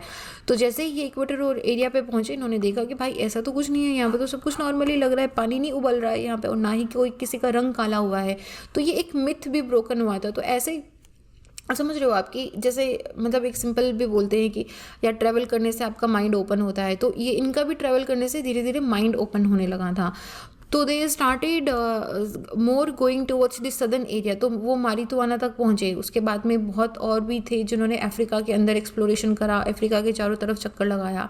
एंड दैट वाज अराउंड 1498 जब वास्को डी गामा जो थे वो केप टाउन से होते हुए इधर Cape of Good Hope, sorry not Cape Town, Cape of Good Hope से होते हुए वो इंडिया तक पहुंचे थे। यहाँ पे तब इन्होंने इंडिया को डिस्कवर करा था। और उसी के बाद में लगभग 1511 के आसपास में पुर्तगीज जो हैं वो मलक्का स्ट्रेट के पास में पहुंच गए थे। फिर यहाँ से होते हुए जापान, ताइवान, इन सबको भी इन्होंने एक्सप्लोर कर लिया था। तो ये जो एक्सप्लोरेशन एज चला, इसका बहुत हिस्ट्री में बहुत बड़ा इम्पैक्ट इसलिए होता है कि यहाँ पे हमने अभी तक जो हम बात कर रहे थे ना, वो हम प्री हिस्टोरिक पीरियड की बात कर रहे थे। इफ यू रिमेंबर, हमने बात करी थी कि प्री हिस्टोरिक पीरियड है। तो मिडिल एजेस में ये प्री हिस्टोरिक से निकल के अब हम बात करने लग गए हैं मॉडर्न एरा की। वी हैव चेंज्ड, हमने अभी साइंटिफिक डिस्कवरीज करना स्टार्ट कर दिया है। तो इस ड्यूरेशन के अंदर जो इंपॉर्टेंट डिस्कवरीज हुई थी, उनके अंदर कुछ डिस्कवरीज थी जैसे कि discovery of new world land, जैसे कि अमेरिका का डिस्कवरी हुआ, इंडिया का डिस्कवरी हुआ, साउथ ईस्ट एशियन का कंट्रीज़ का डिस्कवरी, बहुत सारे आइलैंड्स ऐसे थे जिनका डिस्कवरी हुआ। उसी टाइम पे साइंटिफिक एंड टेक्नोलॉजिकल डेवलपमेंट भी होना स्टार्ट हुआ था। और उसी वक्त पे क्योंकि इतना ज़्यादा नेविगेशन हो रहा था और इतना ज़्यादा शिपमेंट्स वगैरह जा रहे थे, तो कार्टोग्राफी और मैप मेकिंग के अंदर भी इंप्रूवमेंट होना स्टार्ट हो गया था। Because now you started exploring. अब आपको सदर्न हेमिस्फीयर में क्या है, अफ्रीका कहाँ तक एक्सटेंडेड है, अफ्रीका से इंडिया कितना दूर है, इन सारी चीज़ों के बारे में पता चलने लग गया था। तो पहला अगर हम पॉइंट देखें कि डिस्कवरी ऑफ न्यू वर्ल्ड में क्या हुआ था, तो ये शुरू हुआ था लगभग 15th सेंचुरी के स्टार्टिंग में और ये चला था लगभग 18th सेंचुरी तक। तो लगभग 300 सालों तक ये यूरोपियन शिपमेंट पूरे दुनिया के अंदर अपने ट्रेड के लिए नए कंट्रीज़ को, नए लैंड को सर्च करते रहे। तो इनिशियल इनका जो मोटिव था वो ये था कि हम नई लैंड को सर्च करेंगे और वहाँ से हमारा जो ट्रेड है इसको सेटल करेंगे। बट धीरे धीरे बाद में ये ग्रीडी होते गए। इन्होंने कहा कि हम यहाँ से ट्रेड क्यों करें, हम पूरी कंट्री को ही क्यों ना दबोच लें। तो कॉलोनाइजेशन भी बाद में स्टार्ट हो गया था। तो इसमें एक इनके बहुत ही एक्सप्लोरर थे क्रिस्टोफर कोलंबस, डेफिनेटली आपने सुना होगा। तो क्रिस्टोफर कोलंबस जो है इसको भेजा गया था इटली से कि आप इंडिया को ढूंढ के लाओ, आप इंडिया को डिस्कवर करो। तो ये क्या हुआ कि इंडिया तो पहुंचे नहीं, ये अमेरिका पे पहुंच गए। तो अमेरिका पे जब इन्होंने वहाँ के अबॉरिजिनल्स को देखा तो उनको लगा कि ये इंडियन है, तो इसीलिए उनको रेड इंडियन नाम दे दिया गया था। तो इन्होंने अटलांटिक ओशन को क्रॉस करके 12 अक्टूबर 1492 को इन्होंने अमेरिका को डिस्कवर करा था। इन्होंने इंडिया को नहीं करा था। उसके बाद में तो 1498 के अंदर इंडिया डिस्कवर हुआ था वास्को डी गामा के द्वारा। ठीक है, तो इस तरीके से काफ़ी एक्सप्लोरर थे इसी एरा के अंदर, जैसे पेड्रो अल्वारेस कैब्रल थे।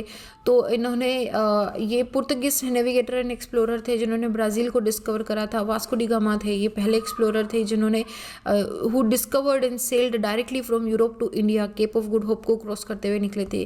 कैप्टन जेम्स कुक थे। जेम्स कुक ना इंग्लिश नेविगेटर और कार्टोग्राफर थे। इन्होंने पूरे पैसिफिक ओशन के अंदर 3 वॉयजेस करी थी।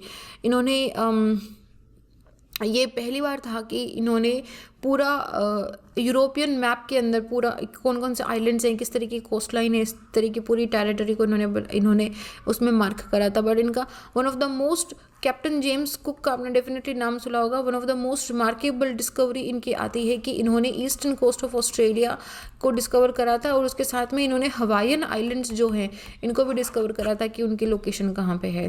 तो ये हमारा पहला था कि डिस्कवरी ऑफ न्यू लैंड होना स्टार्ट हुआ है, चाहे वो अमेरिका से लेके ऑस्ट्रेलिया तक हो।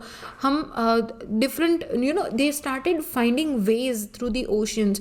जब आप इतना पैसिफिक ओशन, अटलांटिक ओशन, पूरा इंडियन ओशन क्रॉस करके दूसरे कॉन्टिनेंट पे, दूसरी कंट्री पे जा रहे हो, then you need a very solid shipment, क्योंकि आप उसमें बहुत सारे स्टॉर्म्स आएंगे, आपकी जो विंड है वो चेंज हो रही है, आप खो सकते हो। You need navigation tools also. तो उसी ड्यूरेशन के अंदर ये साइंटिफिक एंड टेक्नोलॉजिकल डेवलपमेंट भी अच्छा खासा होना स्टार्ट हो गया था। तो ये जो एज ऑफ एक्सप्लोरेशन था ना, इसने नई टेक्नोलॉजी और नए आइडियाज़ के लिए भी बहुत रूट करा था, and that particularly into the 17th century. तो मतलब रेनेसां से ग्रो करके फिर हमारा कार्टोग्राफी हो गया, या फिर हमारा नेविगेशन हो गया, शिप बिल्डिंग हो गया, डिस्कवरी ऑफ लैंड हो गया, यूज़ ऑफ मैग्नेटिक कैंपस हो गया। मैग्नेटिक कंपास बहुत ज़रूरी था। आई थिंक ये ऐसा कहा जाता है कि ये चाइनीज़ की डिस्कवरी थी और उसके बाद भी इसको थ्रू आउट द वर्ल्ड इसको स्प्रेड करा गया था। आर्ट ऑफ नेविगेशन में इम्प्रूवमेंट हुआ था, शिप बिल्डिंग में इम्प्रूवमेंट हुआ था। तो इस तरीके से काफ़ी इम्प्रूवमेंट्स होना स्टार्ट हुए थे।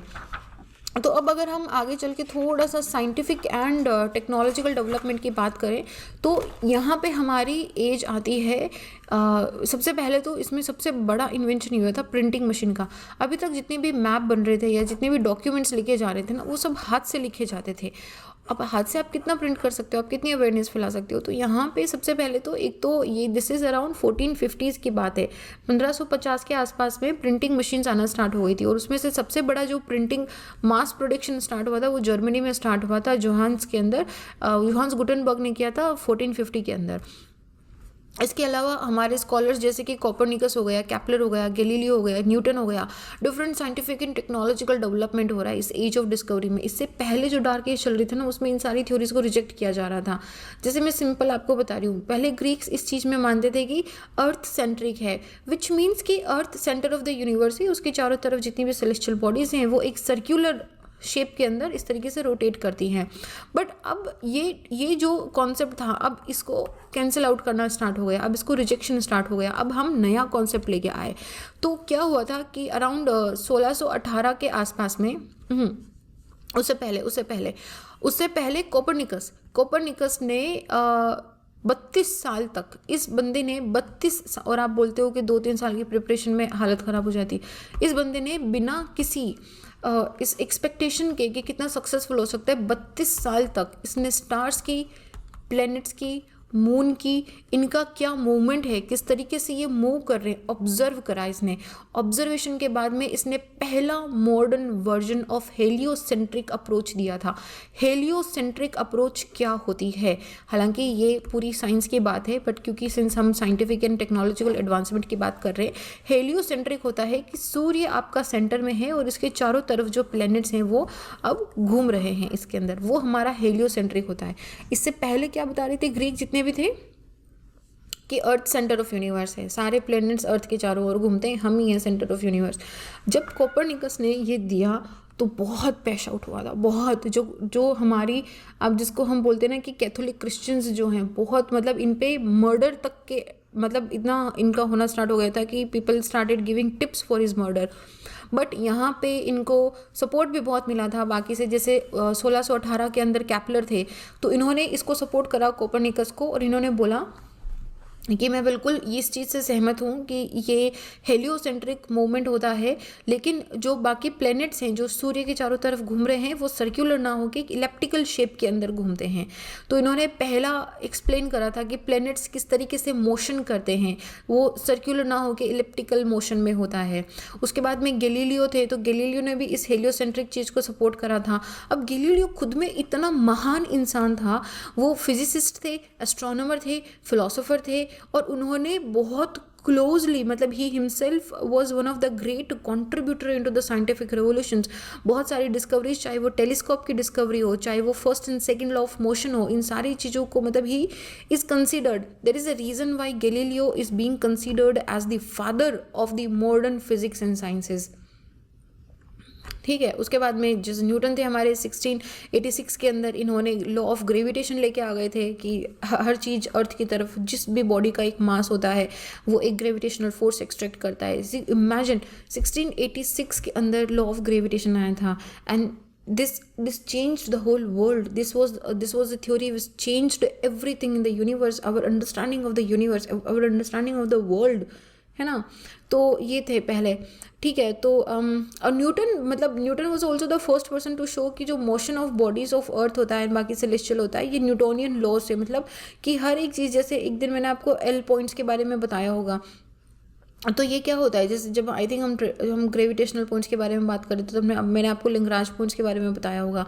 तो वो क्या हो रहा है, gravitational force is working at every single point on the whole universe. Without this the universe will not hold itself. तो ये था। उसके बाद में थर्ड हमारा मेजर जो इसमें था हमारा एज ऑफ एक्सप्लोरेशन में, वो था improvement in cartography and map making. जब ये अब क्या हुआ कि अब जब रेनेसा इन यूरोप हो रहा है तो आप अपने जो एग्जिस्टिंग होराइजन से इनको वाइड कर रहे हो, आप नेविगेट कर रहे हो, तो इसमें definitely in the field of navigation आपको उस तरह की फैसिलिटीज़, एडवांसमेंट चाहिए होगा। जैसे एक तो था मैग्नेटिक कंपास बनना स्टार्ट हो गया था, इसकी वजह से डिफरेंट मैप, प्रिंटिंग मशीन भी आ गई है, और बाकी जो लोग एक्सप्लोर कर रहे हैं वहाँ के बता रहे थे कि किस तरह की शेप है, इसको डिस्कवर करा जा रहा था।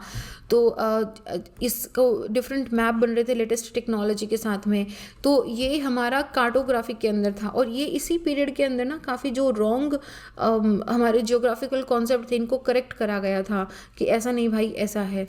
तो ये था हमारा। अगर हम इसमें इम्पैक्ट की बात करेंगे, वॉयजेस एंड डिस्कवरीज का क्या इम्पैक्ट है, तो इनका ट्रिमेंडस इम्पैक्ट है। जैसे मैंने आपको बताया कि हम क्या हुआ, हम प्री हिस्टोरिक पीरियड से हम मॉडर्न एरा के अंदर एंटर हो गए थे। Further it discovered so many lands, which means कि वहाँ पे ऐसा तो नहीं है लोग नहीं रहते थे। जैसे इंडिया है, इंडिया में तो ऑलरेडी इतने सारे स्कॉलर्स थे, हमने बहुत एडवांस स्टडी करके रखी थी।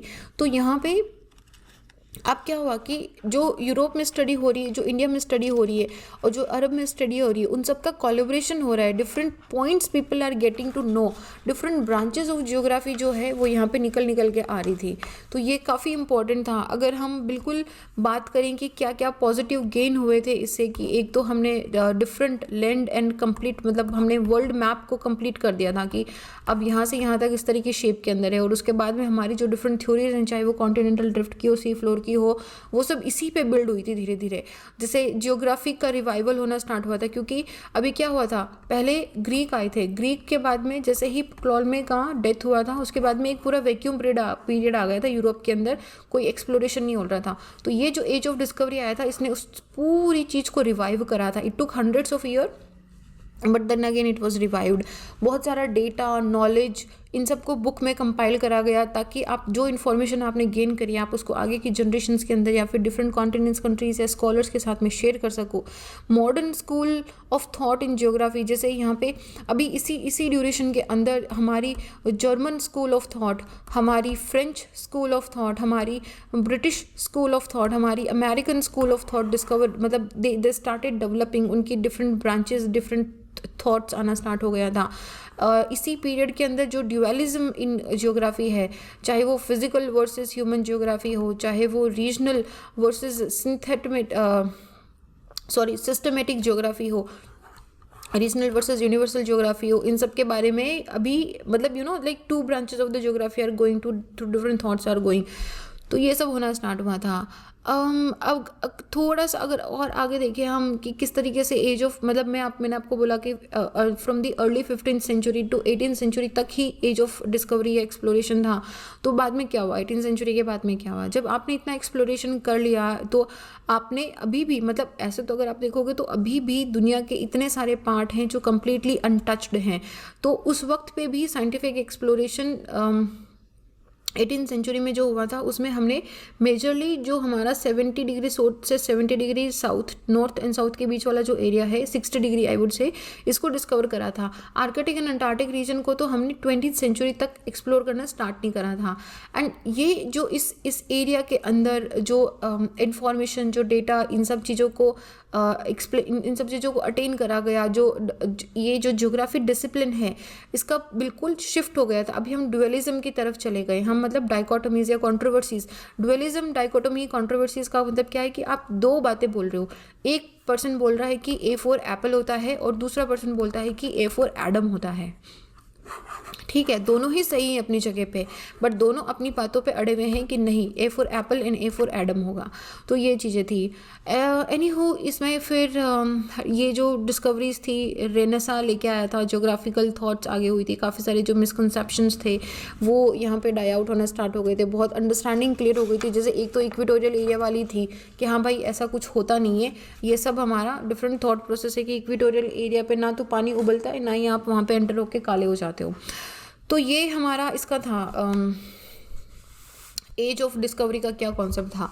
फिर हम एंटर होते हैं थोड़ा सा क्लासिक पीरियड के अंदर हम एंटर होते हैं। तो क्लासिक पीरियड हमारा 17th सेंचुरी से हम स्टार्ट करते हैं, जब रेनेसा के फाउंडेशन, ये अभी जो एज ऑफ एक्सप्लोरेशन आया है ना, इसके जस्ट बाद में हमारा इसके ड्यूरेशन के अंदर ही हमारा क्लासिक पीरियड स्टार्ट हो गया था, which is considered as a foundation for the scientific geography. ये वही एज है जो अभी जिससे क्रॉस होकर आए हैं, ये वही पीरियड है जहाँ पे वॉयजेस एंड एक्सप्लोरेशंस चल रही हैं, डिफरेंट ज्योग्राफिकल मिसकंसेप्शंस को आप ब्रेक कर रहे हो, डिफरेंट इन्फॉर्मेशन आपके पास आ रही है। केपलर, कोपर्निकस, गैलीलियो, न्यूटन, इन सब ने साइंटिफिक रिवोल्यूशन के सीड लेके आ गए थे। इन सब ने वो सारी थ्योरीज जो सदियों से चलती आ रही थी, मतलब that was the time which is considered as जिसको हम क्या बोलते हैं, डिवाइडिंग टाइम बोलते हैं ना, जिसको हम वाटर डिवाइडिंग टाइम बोलते हैं, कि आपने बिल्कुल थ्योरी को पलट दिया है। From being Earth as a center of the universe to now there is a universe तो different है। हमारा तो सिर्फ एक सोलर सिस्टम है जिसके अंदर हमारा अर्थ इसका एक प्लेनेट है, and it is not in elliptic not revolving in the circular but it is revolving in the elliptical। तो इस तरीके से ये साइंटिफिक रिवोल्यूशन थे which marked the beginning of the specialisation. यहाँ पे क्लासिकल पीरियड की बिगनिंग हो गई थी। तो क्लासिकल पीरियड की बिगनिंग में ना दो लोग बड़े इंपॉर्टेंट है, एक तो बर्नहार्ड वेरेनियस हैं और दूसरा हमारे इमैनुअल कांत हैं। तो Varenius was again a very, जिसको बोलते हैं ना कि a person who is beyond his time। so Verenius was one of that person who was beyond his time। 1962 के अंदर इनका जर्मनी हैम्बर्ग के अंदर बर्थ हुआ था, एंड इनका बड़ा इंटरेस्टिंग स्टोरी है लाइफ का। तो ये इन्होंने मैथमेटिक्स भी पढ़ी, इन्होंने फिलोसफी भी पढ़ी, इन्होंने फिजिक्स भी पढ़ी, इन्होंने कार्टोग्राफी भी पढ़ी। तो ये इन्होंने, क्योंकि ये मैथमेटिशियन थे, तो ये मैथमेटिक्स के साथ में जियोग्राफी के अंदर आए और इन्होंने बहुत इम्प्रेस हुए थे ये कि कोपर्निकस ने जो काम करा है या फिर जो हमारा गैलीलियो ने, न्यूटन ने काम करा है, इन्होंने बहुत इम्प्रेस हुए थे ये मैथमेटिकल एक्सप्लोरेशन से। और ये इनफैक्ट वेरेनियस वो पर्सन थे जो मैथमेटिकल ट्रेडिशन इन ज्योग्राफी को लेके आए थे। याद करो ग्रीक में दो चल रहे थे, mathematical tradition and literary tradition. तो ये मैथमेटिकल ट्रेडिशन जो ग्रीक में उस वक्त पे था, उसको यहाँ पे इन्होंने फिर से रिवाइव करना स्टार्ट कर दिया था जर्मनी के अंदर। तो he was a person of beyond his time, beyond his knowledge, he was a person of extra ordinary knowledge. इन्होंने इनको न्यूटन को, कैपलर को, गैलीलियो को बहुत सपोर्ट करा था, और उन्होंने उन सबको इतना क्रिटिसाइज़ करा था ये बोलते हुए कि तुम, मतलब जो लोग सिर्फ डिस्क्रिप्शन के बेस्ड पे, जिसको बोलते हैं ना कि एक मेंटल परसेप्शन या एक मेंटल इमेज पे, सिर्फ मेर परसेप्शन पे या इमेज पे अगर आप इसको जियोग्राफी को एक्सप्लेन करते हो, डिस्क्राइब करते हो, तो उन्होंने बोला कि ये रबिश है, ऐसा मत करो तुम। सो ही मैं आपको आई थिंक वेरेनिसिस के बारे में देखो ये ना इम्पॉर्टेंट है यार, बर्नहार्ड वेरेनिस। मैं आपको नोट्स प्रोवाइड करूँगी, I will be giving you PDFs of the notes of the PDFs of the Bernhard Varenius also. तो इन्होंने क्या करा, ये अभी मेरी बात ध्यान से सुनते जाना, नोट्स वोट्स मैं आपको दे दूँगी, चिंता नहीं करो आप बिल्कुल भी। तो ये पहले ऐसे स्कॉलर थे जिन्होंने फिज़िकल एंड ह्यूमन ज्योग्राफी में दोनों में नेचर के अंदर और कंटेंट के अंदर क्या डिफरेंस है इसको उन्होंने पहली बार बताया था। हालांकि ये ह्यूमन ज्योग्राफी में इतने इंटरेस्टेड नहीं थे, क्योंकि जैसा कि मैंने आपको बोला कि ये मैथमेटिकल वर्क के इम्प्रेशन में थे कि हर चीज़ का एक मैथमेटिकल एक्सप्लेनेशन होना चाहिए। तो ह्यूमन ज्योग्राफी का आप कैसे मैथमेटिकल एक्सप्लेनेशन दोगे, मेरा क्या बिहेवियर है आप इसका कैसे मैथमेटिकल एक्सप्लेनेशन दोगे। आप इसमें एक थ्योरेटिकल थ्योरी लेके आ सकते हो, but there is no maths involve in to that. But physical geography के अंदर आप लेके आ सकते हो किस तरीके से स्लोप होगा, इतना एंगल होगा, इतना percentage volume and KGs and blah blah blah आप दे सकते हो। तो ये फिजिकल ज्योग्राफी के तो बहुत ही अच्छे वाले थे, बट ह्यूमन ज्योग्राफी में इज़ लाइक कि जनरल प्रिंसिपल है, मैथमेटिक्स नहीं है। तो एनी हो, तो इन्होंने बोला कि मतलब आप जो ये he was in support that कि जो ह्यूमन ग्रुप्स होते हैं, जो जनरलाइजेशन होता है हमारा, it should be restricted to a particular time and space only. Human group का जनरलाइजेशन जो हम करते हैं कि सारे इंसान ऐसे ही, नहीं, आप एक पर्टिकुलर टाइम एंड स्पेस को लेके कि इसी पर्टिकुलर एरिया के अंदर, इस पर्टिकुलर एरा के अंदर, इस पर्टिकुलर एरिया एंड इस पर्टिकुलर एरा में नहीं, don't take it into the that like geographical era by mean कि ईयर के अंदर, ठीक है, उसके अंदर इसका जो हमारा ह्यूमन का नेचर इस तरह का हो सकता है। दूसरा ये एक जर्मन फिलोसोफर थे, तो उन्होंने ज्योग्राफी को दो पार्ट में डिवाइड कर दिया था यूजिंग द टर्म। ये जर्मन फिलोसोफर जे बार्थोलोवम जो थे, इन्होंने, ये एक जर्मन फिलोसोफर थे, तो इनके साथ में इन्होंने ज्योग्राफी को दो डिफरेंट डिविजन्स में पार्टीशन करा था, special geography and general geography. Special geography में इन्होंने बात करी थी कि मैं सिर्फ पर्टिकुलर प्लेसेस की बात करूँ। देखो यहाँ पे डाइकोटोमी आ रही है, यहाँ पे ड्यूअलिज्म आ रहा है, मैं आपको ये आगे बताऊंगी, बट आप ये अभी थोड़ा सा देखो कि जो रीजनल वर्सेस सिस्टमेटिक होता है ना, तो रीजनल का मतलब होता है कि आप एक पर्टिकुलर रीजन, एक कुछ यूनिक लोकेशन है, उसमें कुछ यूनिक फीचर्स हैं, आप एक पर्टिकुलर रीजन की स्टडी कर रहे हो। और सिस्टमेटिक स्टडी होता है कि आप यूनिवर्स के अंदर पूरी स्टडी कर रहे हो। मैं एक छोटा सा एग्जांपल दे रही हूँ, जैसे माउंटेन्स हैं, तो माउंटेन का पूरे यूनिवर्स का मतलब अर्थ का, मैं यहाँ पे कहने का मतलब है कि अर्थ के अंदर माउंटेन्स कहाँ कहाँ पे हैं, कौन सी बिल्डिंग थ्योरीज हैं, इन सब के बारे में जब हम बात करते हो तो that is my systematic division, systematic geography. Regional या फिर स्पेशल ज्योग्राफी जो है ये होती है कि ये पर्टिकुलर फीचर यहाँ पे क्यों है, ये इंटरमॉन्टेन प्लेट्यू यहाँ पे क्यों है, that particular place is given emphasis with the direct observation, that is the my spatial geography।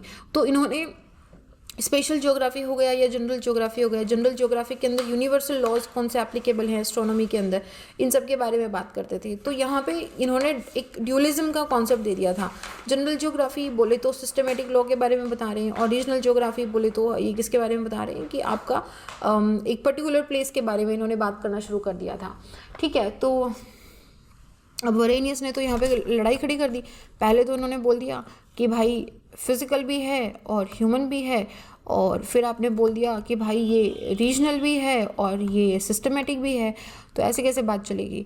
But बाद में इन्होंने बोला कि देखो ये जो स्पेशल या रीजनल स्टडी कर रहे हो ये आपको एक डेटाबेस प्रोवाइड कर रहा है, इसके बेसिस पे फिर आप सिस्टमेटिक या फिर यूनिवर्सल लॉज को आप लेके आ सकते हो, ठीक है। और फिजिकल इन ह्यूमन में भी इन्होंने बोला कि फिजिकल का एक इम्पैक्ट पड़ता है ह्यूमन पे और ह्यूमन का एक इम्पैक्ट पड़ता है फिजिकल पे। So these are not very isolated things, ठीक है। एक तो ये बताया था। फिर वरेनियस ने ये भी बताया था, डाइकोटोमी हो गई इनकी, ठीक है। फिर वरेनियस ने ये भी बताया था, ही was also the first person जिन्होंने ये डिस्क्राइब करा था कि जो इंसोलेशन है, ये इंसोलेशन मेरा डिफरेंट लैटिट्यूड पे डिफरेंट है। हमने यही तो पढ़ा है अभी तक कि डिफरेंट लैटिट्यूड्स पे डिफरेंट इंसोलेशन होता है। तो यहाँ पे इन्होंने क्या करा, इन्होंने पूरा एक्सप्लेनेशन दिया। अभी तक जो बता रहे थे हमारे ग्रीक स्कॉलर्स, उन्होंने बताया कि फ्रिजिड है, टेम्परेट है, बट कहीं आपने सोलर इंसोलेशन सुना? नहीं सुना ना, क्योंकि नहीं दिया था उन्होंने सोलर इंसोलेशन का। तो Varenius was the first person जिन्होंने इस चीज़ को डिस्क्राइब करा था कि different amount of insolation receive होता है डिफरेंट लैटिट्यूड पे। इसकी वजह से अर्थ पे जो टेम्परेचर है वो वेरी करता है, जिसका मतलब है कि आपने ये बोला अभी तक कि इक्वेटोरियल एरिया इतना इनहैबिटेबल है क्योंकि यहाँ पे इतना ज़्यादा टेम्परेचर है, बट इन्होंने बोला नहीं, इक्वेटोरियल एरिया उतना हाई टेम्परेचर का नहीं है। सबसे हाई टेम्परेचर जो है वो ट्रॉपिकल डेजर्ट में मिलता है, विच is true, which is very very true, यही इन्होंने बोला था। इसके साथ में इन्होंने बड़ी इंटरेस्टिंग बातें बताई थी। इसके साथ में इन्होंने ये भी बोला था कि जो हवा है वो कोल्ड से हॉट प्लेसेस की तरफ जाती है। Do I need to explain you this? Cold मतलब हाई प्रेशर, हॉट मतलब लो प्रेशर। तो ये इन्होंने बोला कि जो गर्म एरिया होते हैं वहाँ पे इक्वेटर के आसपास में हवा गर्म हो जाती है, थिन्ड हो जाती है। इन्होंने ये नहीं बोला कि ऊपर उठ जाती है, इन्होंने बोला कि वो हवा थिन हो जाती है, पतली हो जाती है, और उसको रिप्लेस करने के लिए जो कोल्ड जगह है वहाँ से जो हेवी एयर है, पोलर एरिया से जो हेवी एयर है वो thinned air low pressure area की तरफ, विच मीन्स हॉट एरिया की तरफ आती है। तो हवा जो है वो पोलर से इक्वेटोरियल एरिया की तरफ चलती है, ऐसा इन्होंने डिफाइन करा था।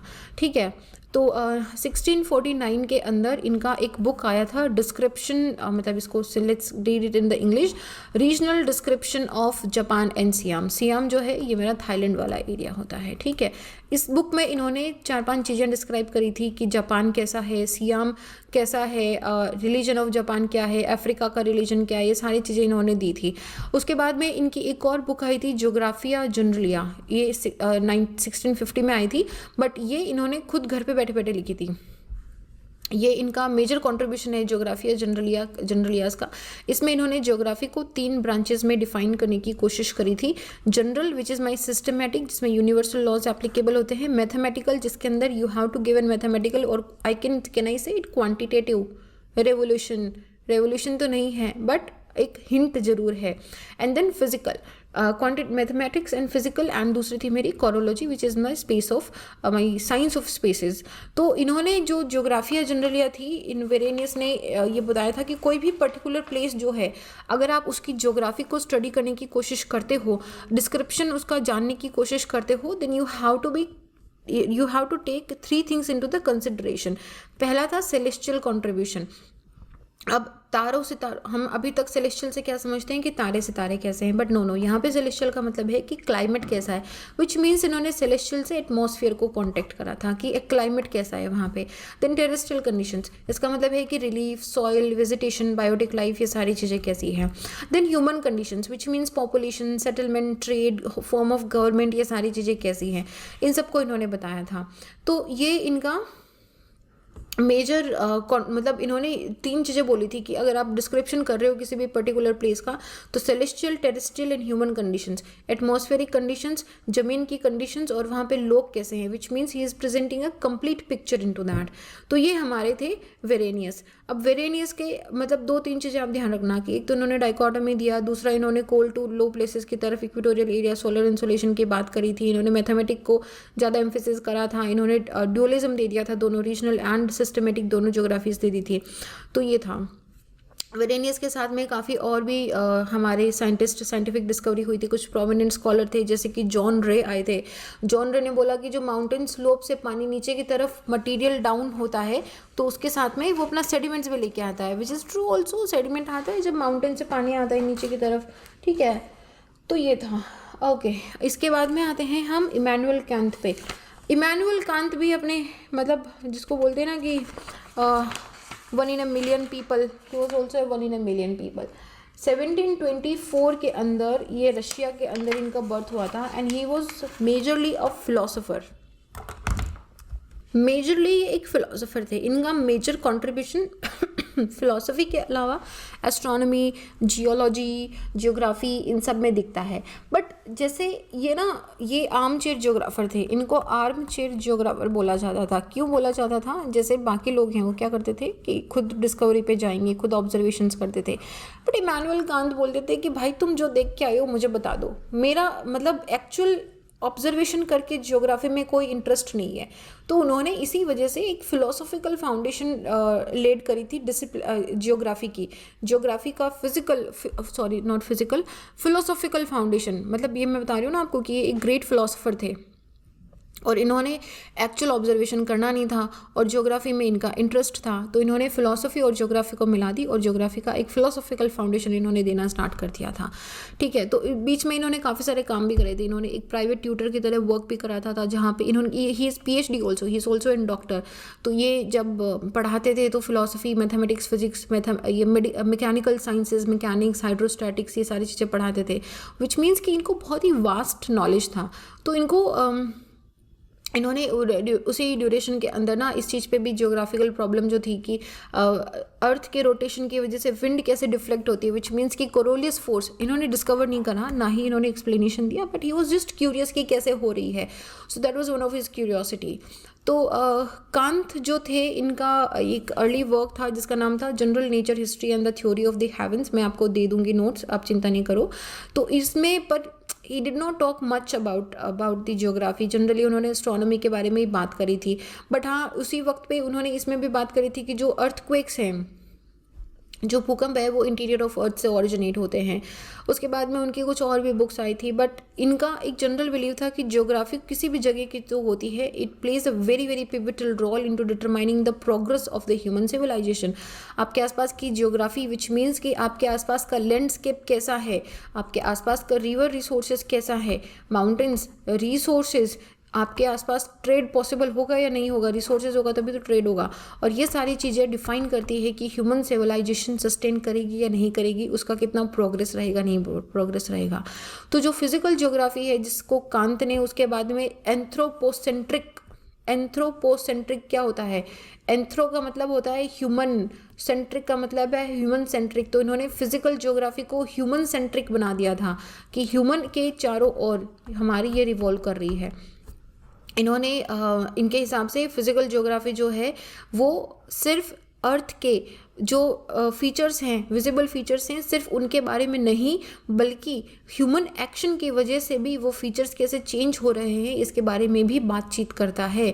फिर से सुनो, इमैनुअल कांत के हिसाब से फिजिकल ज्योग्राफी जो है, it is not just about the features which are visible on the earth and they are created by the forces of nature, but ये वो भी बात करता है कि men के एक्शन की वजह से ये किस तरीके से फीचर्स बन रहे हैं। So that talks about that also, और यही इनका जो पॉइंट ऑफ व्यू था वो रिटर ने भी अडॉप्ट करा था।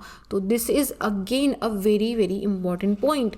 फिर कांत का जो नॉलेज है वो जनरली 2 पार्ट में क्लासीफाई होता है। तो इन्होंने यही बोला था कि पहले आप मतलब पूरा बेसिक अंडरस्टैंडिंग ऑफ अर्थ जब ले रहे हो तो टेक इट एज एन अडोब ऑफ द ह्यूमन, कि हमारा इंसान का घर है, और उसके बाद में हमारी फिलोसफिकल स्टडीज़ क्या है उसके अंदर हम फर्दर बात करेंगे। तो जो एम्पेरिकल नॉलेज इनके पास आई थी, इसमें इन्होंने 2 तरीके से यूज़ करा था। एक तो था इसका कि प्योर रीज़न के साथ आप बात कर रहे हो, और दूसरा था आप प्योर सेंसेस के साथ बात कर रहे हो। सेंसेस को अगर हम फर्दर डिवाइड करें तो उन्होंने बोला कि एक आपका लाइक इनर सेंस और एक आपका आउटर सेंस। तो जो इनर सेंस है इसको हमने जो बोला कि लाइक सोल फीलिंग या गट फीलिंग जिसको बोलते हैं, और जो आउटर सेंस है कि आप क्या देख रहे हो, आप क्या मतलब नॉट अंदर से क्या महसूस कर रहे हो, बट आपको आउटसाइड से क्या दिख रहा है, तो वो था। तो इन्होंने जो एंथ्रोपोलॉजी था उसको पूरा बताया। एंथ्रोपोलॉजी जैसे अगर सब्जेक्ट पे आप देखते हो तो anthropology talks about the man, talks about the attitude of the man, about the soul of the man, about the senses, and physical geography जो है वो नेचर के साथ डिवाइड करती है। तो कांत ने उस नॉलेज को 2 हिसाब से एडवोकेट करा था। एक तो हमारा था लॉजिकल क्लासिफिकेशन, एक था हमारा फिजिकल क्लासिफिकेशन। लॉजिकल क्लासिफिकेशन में इन्होंने बात करी थी कि मॉर्फोलॉजिकल सिमिलरिटीज़ क्या हैं, सिस्टमेटिक साइंसेज जैसे कि जूलॉजी जो एनिमल्स के साथ कंसर्न करती है, जियोलॉजी जो रॉक एंड सोशियोलॉजी के साथ कंसर्न करती है, तो ये इन्होंने मॉर्फोलॉजिकल सिमिलरिटीज़ पे बात करी थी। और फिजिकल क्लासिफिकेशंस के अंदर इन्होंने बात करा था कि हमारा लाइक जो आइटम्स हैं, मतलब जो आइटम्स का मतलब है कि यहाँ पे जो फीचर्स हम लोग दिख रहे हैं वो सेम टाइम इन स्पेस के साथ कैसे रिलेट कर रहे हैं। ठीक है, तो उसके बाद में इन्होंने बाकी और भी कुछ reference in the time, chronological time difference लिया था, कोरोलॉजिकल टाइम डिफरेंस लिया था डिफरेंट स्पेशल डिस्ट्रीब्यूशन के साथ में। उतना डिटेल में जाने की ज़रूरत नहीं है यहाँ पे। ठीक है, तो इनके हिसाब से कोई भी इंडिविजुअल का जो एक्सपीरियंस है वो इस एक स्पेसिफिक टाइम या फिर स्पेस तक ही रिस्ट्रिक्टेड रहता है। तो उसका जो नॉलेज है फिर वो हम आसपास से या दूसरे लोगों से मिलके सप्लीमेंट करते हैं। बाकी लोगों ने क्या एक्सपीरियंस करा है उसके साथ बातचीत करके हम लोग डिटेल के अंदर उसको एक्सप्रेस करते हैं। तो यहाँ पे इन्होंने फिर उस नॉलेज को दो पार्ट में डिवाइड करा था कि एक नैरेटिव हो सकता है, एक डिस्क्रिप्टिव हो सकता है। तो ये नैरेटिव एंड डिस्क्रिप्टिव में क्या हो जाएगा कि अगर हिस्ट्री नैरेटिव है तो ज्योग्राफी डिस्क्रिप्टिव है। तो जब ये क्वेश्चन उनसे पूछा गया कि अब आप ये बताओ कि हिस्ट्री पहले आई है ज्योग्राफी पहले आई, तो उन्होंने बोला कि देखो ये जो लड़ाई है कि मुर्गी पहले आई है अंडा पहले आया, या हिस्ट्री पहले आई है ज्योग्राफी पहले आई, तो ये गलत चीज़ें हैं। हिस्ट्री और ज्योग्राफी दोनों सारे ही पीरियड में को एग्जिस्ट करती थी। ज्योग्राफी हिस्ट्री का ही एक सबसेट है। अगर एंशंट टाइम के अंदर हिस्ट्री थी तो एंशंट टाइम के अंदर ज्योग्राफी भी थी, ठीक है। तो दोनों एक साथ में ही चलती हैं। तो ये इनका अनदर कॉन्सेप्ट था। तो इन्होंने बाकी जब बाद में जब इनको कॉन्सेप्ट ऑफ स्पेस के बारे में बात करी गई थी तो उन्होंने इनका एक क्रिटिक ऑफ प्योर रीजन करके बुक था, उस पे इन्होंने बात करी थी कि स्पेस कुछ भी ऑब्जेक्टिव या रियल नहीं है। स्पेस बहुत ही सब्जेक्टिव है, एसेंशियली एक मेंटल कॉन्स्ट्रक्ट है। जो अनचेंजिंग लॉज होते हैं हमारे, वो हमको डिफरेंट थिंग्स को फ्रेम करने में like these provide a framework to coordinate things. तो ये हमारा होता है कि आउटर सेंसेस से कैसे परसीव कर रहे हो। आपका स्पेस कभी भी आपका ऑब्जेक्टिव नहीं हो सकता है, कभी भी आपका रियल नहीं हो सकता है। मैं पहाड़ को एक तरफ से देख रही हूँ, आप पहाड़ को दूसरी तरफ से देख रहे हो। मैं रिवर को एक कॉर्नर से देख रही हूँ, आप रिवर को दूसरे कॉर्नर से देख रहे हो। हम दोनों का मेंटल परसेप्शन जो हमारा आउटर सेंस यहाँ पे बना है वो डिफरेंट है। तो हमारा सब्जेक्टिव एनालिसिस है कि हमको स्पेस कैसा दिखाई दे रहा है, ठीक है। तो ये इनका कुछ थ्योरीज था कि हिस्ट्री आई पहले, ज्योग्राफी आई पहले, क्या लॉजिकल या फिजिकल क्लासिफिकेशन है, इन सब के बारे में इन्होंने बताया था। तो कांत का उसके साथ में इन्होंने एक्सेप्शनलिज्म के बारे में भी बहुत बात करी थी। तो इसीलिए इनको इमैनुअल कांत को फादर ऑफ एक्सेप्शनलिज्म कहा जाता है। एक्सेप्शनलिज्म को हम डिटेल में बात करेंगे, बट इन्होंने बताया था कि अगर मतलब इन्होंने ये बहुत ही जनरलाइजेशन के अपोजिशन में थे। इन्होंने बताया कि हर एक चीज़ यूनिक होती है और एक्सेप्शनलिज्म वही होता है कि जो यूनिकनेस होती है वो एक्सेप्शनलिज्म होता है। So he was more concerned toward the study of the unique and the exponential things. तो उसी वक्त पे जर्मनी में ना अराउंड 19th सेंचुरी के आसपास में एक नियो कैंटिज्म मतलब कांत के ही बाद वाला जो एरा था वो विटनेस करा गया था। तो उनके जो इतने भी फॉलोअर्स थे ना, जो इन्होंने डाइकोटोमीज ड्यूअलिज्म दे दिया था, उसमें अभी वो दे स्टार्टेड ड्राइंग डिफरेंस कि हिस्टोरिकल एंड कल्चरल साइंसेज में क्या डिफरेंस है, नेचुरल साइंसेज में क्या डिफरेंस है। तो यहाँ पे another type of dualism and discipline of geography का एंट्रेंस हो गया था यहाँ पे, ठीक है। तो ये इसको आगे हम और भी ज़्यादा डिटेल में करेंगे, अभी हम इसको यहीं पे बंद कर सकते हैं। तो उसके बाद में हेटनर और मतलब हार्टशोन थे, वो आए और उन्होंने कांत के जो प्रिंसिपल्स थे, जो उनकी फ़िलासफ़ीज़ थी, उनको फिर से उन्होंने रिवाइव करा था। तो ये हमारा जनरली कांत का था। तो अगर हम सम अप करें तो पॉलिटिकल मतलब this complete in his period most of the scholars of the geography knowingly और अननोविंगली उन्होंने कांत को फॉलो करा, and it definitely has a very huge great influence in the humans in describing the physical features of the अर्थ। तो ये हमारा कांत का खत्म होता है। And with this our classical period of the geographical the thought the evolution of the geographical thought also done होता है। अब हमारा प्री मॉडर्न एरा स्टार्ट होता है। प्री मॉडर्न एरा के अंदर हम हम्बोल्ट एंड रिटर के बारे में मोस्टली स्टडी करेंगे, बट अभी हम इसको यहीं पे फिनिश करेंगे। आई थिंक मैंने आज आपको कुछ ज़्यादा ही करवा दिया है।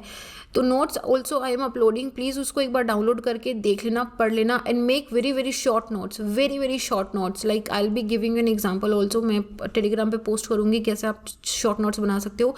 बट अगेन मेरी 2-3 चीज़ें याद रखना। You have promise to me, please don't break your promise. Revise just after this lecture, notes revise कर लो एक बार, या फिर अगर चाहो तो फटाफट इसको डबल स्पीड पे करके सुन लो, जो आपने नोट्स बनाए उनको पढ़ लो। अदरवाइज चीज़ें अक्यूमुलेट होती जाएगी, आपको याद नहीं रहेगा, और at the end of the perspective आपको लगेगा कि क्या पढ़ा के चली गई मैम, कुछ समझ में नहीं आया, and then you will be blaming on the ma'am. But ऐसा नहीं है, आराम से इसको करो। अगर लगे कि ज़्यादा हो रहा है, एक दिन का ब्रेक ले लो, ठीक है, but do it easy weasy peasy, and also like keep preparing for your other subjects also. बाकी सबको ना बराबर टाइम दिया करो। आप अपना शेड्यूल बना सकते हो कि मैं दिन को ये करूँगा, दोपहर को ये करूँगा, शाम को ये करूँगा। अपना शेड्यूल रखो fix, keep a fixed time. नहीं तो पूरा दिन एक सब्जेक्ट को दे दो और उतने ही 10 पेज पढ़ोगे। और ये एक इलॉन मस्क ने ना एक बहुत ही खूबसूरत डायलॉग बोला है कि अगर आप रूम की सफाई करने के लिए 3 दिन लेते हो तो आप 3 दिन में ही रूम की सफाई करोगे, बट अगर आप रूम की सफाई करने के लिए 3 आवर लेते हो तो आप 3 आवर में करोगे। तो give yourself a specific time कि मुझे इतने ही घंटे में करना है, then you will be finishing it in that time also, ठीक है। तो ये आप पे डिपेंड करता है, स्पीड ऑटोमेटिकली इंक्रीज हो जाती है। Well that is it, I will see you guys in the next lecture. अपना ध्यान रहो, stay very very stick to your schedule, जो भी शेड्यूल बनाया है आपने। एंड आज थोड़ी सी नॉइजेस थी लेक्चर के अंदर, I totally understand and I am regretting it, but मैं इसको वापस री रिकॉर्ड नहीं करना चाह रही, बिकॉज आई थिंक कि जब री रिकॉर्ड करूँगी ना तो वो that a lot of things I have already said in the lecture, वो शायद वापस जब री रिकॉर्ड करूँगी तो उसमें नहीं आएगा, वो ऑटोमेटिक फ्लो नहीं आएगा। तो I am really sorry for all the noises, I will try to minimize all the noises, like seriously, but थोड़ा सा टॉलरेट कर लेना नेक्स्ट टाइम से। I will be extremely careful कि लेक्चर के ड्यूरेशन में किसी भी तरीके की नॉइज़ ना आए। Well thank you so much for your corporation and I will see you guys in the next. अपना ध्यान रखो, बाय।